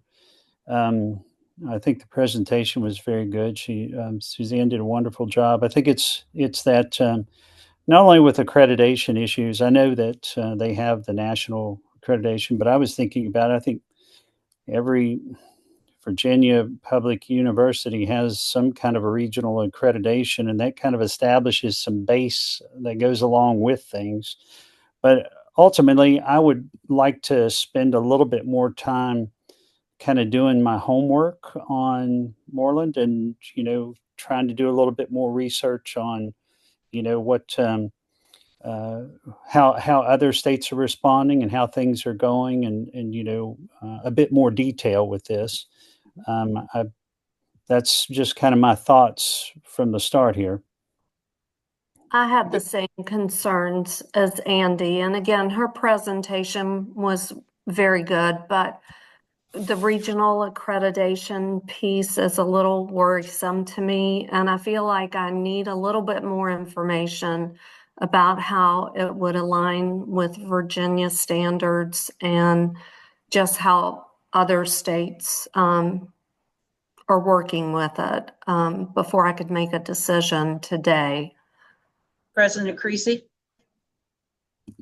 Yeah, along those same lines, Rob, along with what Peggy was asking, when you all, then the board had iTeach come, did we not have school divisions that were already, coming to this advisory board and then following with the board? Did we not already have school divisions that had partnered and several school divisions? So I'll speak up on that first. I know that the first alternate pathway was is it Alexandria, the one with the Montessori program. So that was the first one. That wasn't iTeach, but that was the first one coming out of the new legislation that allowed for it. I don't know if that went before ABTEL or not. I wasn't part of VDOE at the time. Do any of you all remember if you all evaluated that one? It did. Okay. And then with the iTeach one, it was not too long after that, but it went quickly to the board. But I don't know how much involvement you all had on the iTeach one. I Not don't much. think. Yeah. I think it just went to the board. And that's why this is a little, I guess, challenging, because we don't have a set pattern in which we've handled these, and we've only handled like two. One was the real big one, was iTeach, but and I'm open to whatever recommendations the board has. If they want to say, we don't want to consider this until you have a school division and an application, I'm okay with that too. That's just got to be a recommendation. And since it didn't go through them both times, I wanted to make sure they had an opportunity to hear this in case the board does want to pursue it. The board could direct me to come back to ABTEL before a final presentation is considered by the board. That's also an option. Rob, I'd be more inclined that we table this item for the reasons that we've heard, just more research. I know with the Montessori piece, we did have some conversation about that. And then for I Teach, it did a lot of bouncing around. And as it's already been presented, we don't want to do things that are going to cause detriment to our teachers or our students. And really, I think we need to do a little more research on this so we're consistent about what we're doing when we're making those decisions. We also have a question. Delegate Camara. Thank you. I just have a comment. I think your conversation and analysis is appropriate, but I'm always concerned about the public perception of how we're doing our job or how what our procedures are and achieving that consistency. So who would make the decision with respect to what the process should be? We're an advisory board for the Board of Education, so they could direct me in any direction that they would like on a topic like this. If they wanted to direct me to first do one step and then another step, they could make that direction. And to be honest, they could change it from board to board if they chose. One board maybe would have more comfort with one pathway, and another board could have comfort with a completely opposite pathway. But it would be to their deciding.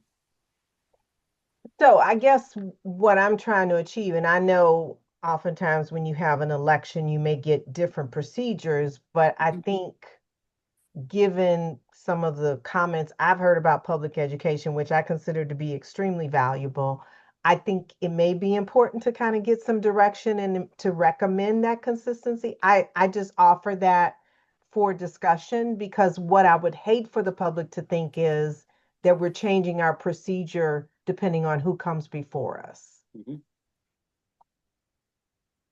Yeah, and I'm happy to move with the board into a more solidified procedure on this if that's the will of this committee. So, for example, Rob, what you suggested, which was one partnering school division and what was the other piece? That was the primary piece, is that if there was a partnering school division with a full application. And then what I'm hearing from others here is that regional accreditation piece. So if you all, wanted to create, or this advisory board wanted to create some of those criteria, I think that would be welcomed by the board for adoption. I think that's what I'm asking. I'm asking, does this board want to make recommendations as to what it should be? And even if politically things change in the near future, then that at least the public understands where we started and how those decisions were made.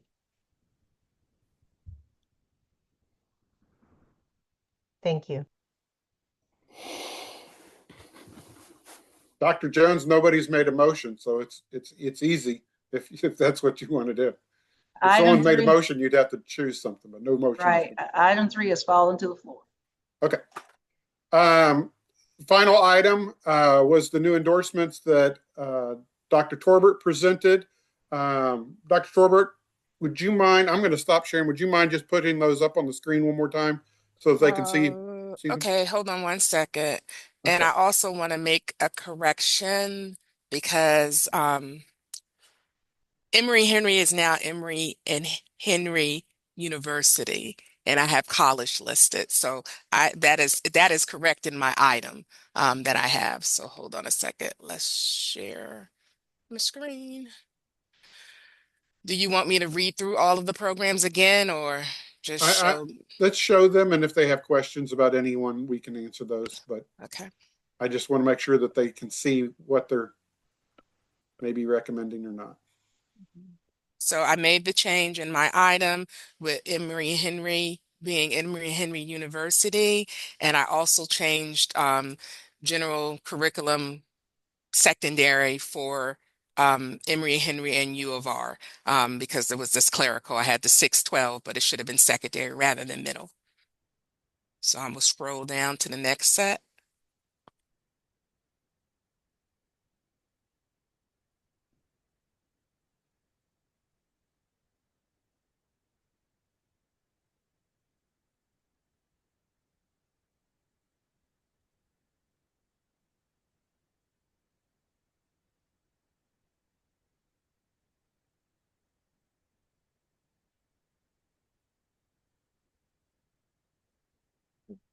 That's it.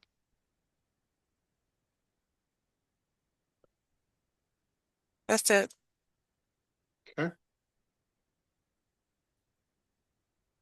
Any questions or motions?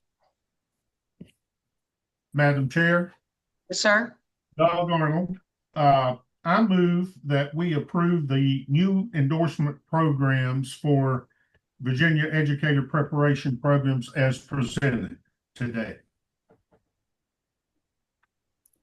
Second. Susan Trainer, I second it. So motion was made by Douglas Arnold, and it was seconded by, heard both Mr. Cox and Ms. Trainer. We'll go with Ms. Trainer. Is there any discussion? Hearing none, we'll proceed to vote. All those in favor, please raise your hand.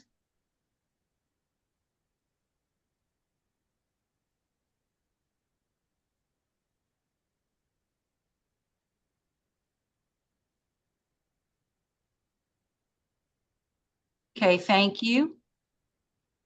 All those opposed, like sign.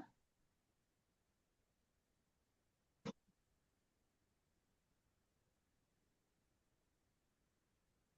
don't see any. Any abstentions? That motion passed. Oh, you muted yourself. I said that motion passes. Okay. All right. So let me bring up that.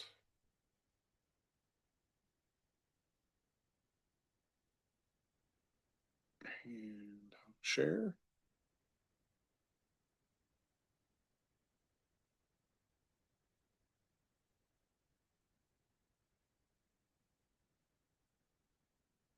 All right, our liaison reports. We have one report that was sent to us during this meeting, but since it wasn't submitted before the meeting, I will just share it out to the committee when I share out all the resources. But we do not have a presentation from Dr. Lewis or Dr. Osei in person, but I do believe Dr. Lewis shared a couple paragraphs that when I share out all the resources at the end of this, I'll also share that and also have it available on our website. So we don't have any liaison reports. At this point, Dr. Jones, this would be for ABTEL members, the announcements and discussion for you to lead that. If they have any. Yes, do we have any announcements? Or anything we wish to further discuss? I'm seeing a lot of head shaking no. Okay, with that being said, the latter part of our meeting is for adjournment, and then for the standing committees to convene. I'm not sure how we will go about doing such. I have links. I have a link. Okay. As soon as you conclude the meeting, I will post it in the chat. Okay, very good. So as you just saw on the screen, those standing committees do include Here, I'll put it back up. there we go. Dr. Cox with licensure subcommittee and Dr. Schimler with teacher education subcommittee. And then the discussion topic of the day is adjustments needed based on the new legislation on the updates that we heard. Nonetheless, I hope that you all have enjoyed our virtual meeting of today. Our next meeting is scheduled for Monday, October 6, 2025 at the James Monroe Building in person. If there are no further items to be brought before our board, I'll entertain a motion to adjourn.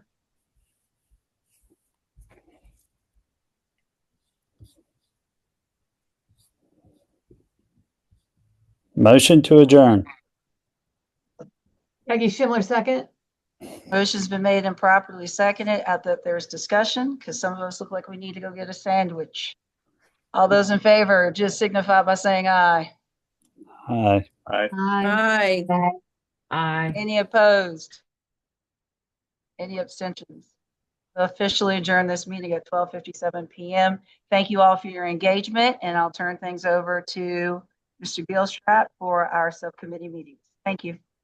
I just posted in the chat the two Zoom links, one for licensure committee and one for teacher education committee. And of course, these are voluntary committees. You're welcome to join either one. I've asked Dr. Jackson to join the licensure committee in case there needs to be some assistance. Dr. Torbert, could you jump in the teacher education committee and facilitate that if they need it? And then Mr. Gilstrap, Mr. Simonson has put a question in the chat. He says, can I ask a question? Not to the board, but he can ask me a question. Okay, I'm sorry. I know that I'm just a public commenter, and I know that there was no vote scheduled for the theater praxis recommendation. I'm just wondering where I go from here. Is there anything I can do to bring that up for a vote in the future? Like I said, I just was not aware that that was up for a vote in the spring at the appropriate time. So I'm trying to see what I can do to push things. Just so you know, the ABTEL committee could bring that up to a vote at any time they would like. So they could bring it up in the next ABTEL meeting if they would like to have that as a action item. Okay. Well, if anyone out there is hearing me and would like to do that for me, I would really appreciate it.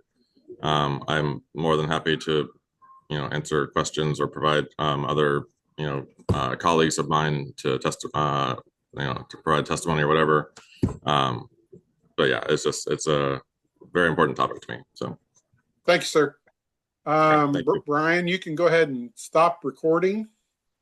And thank you all for coming today. And those that jump on the committee meetings,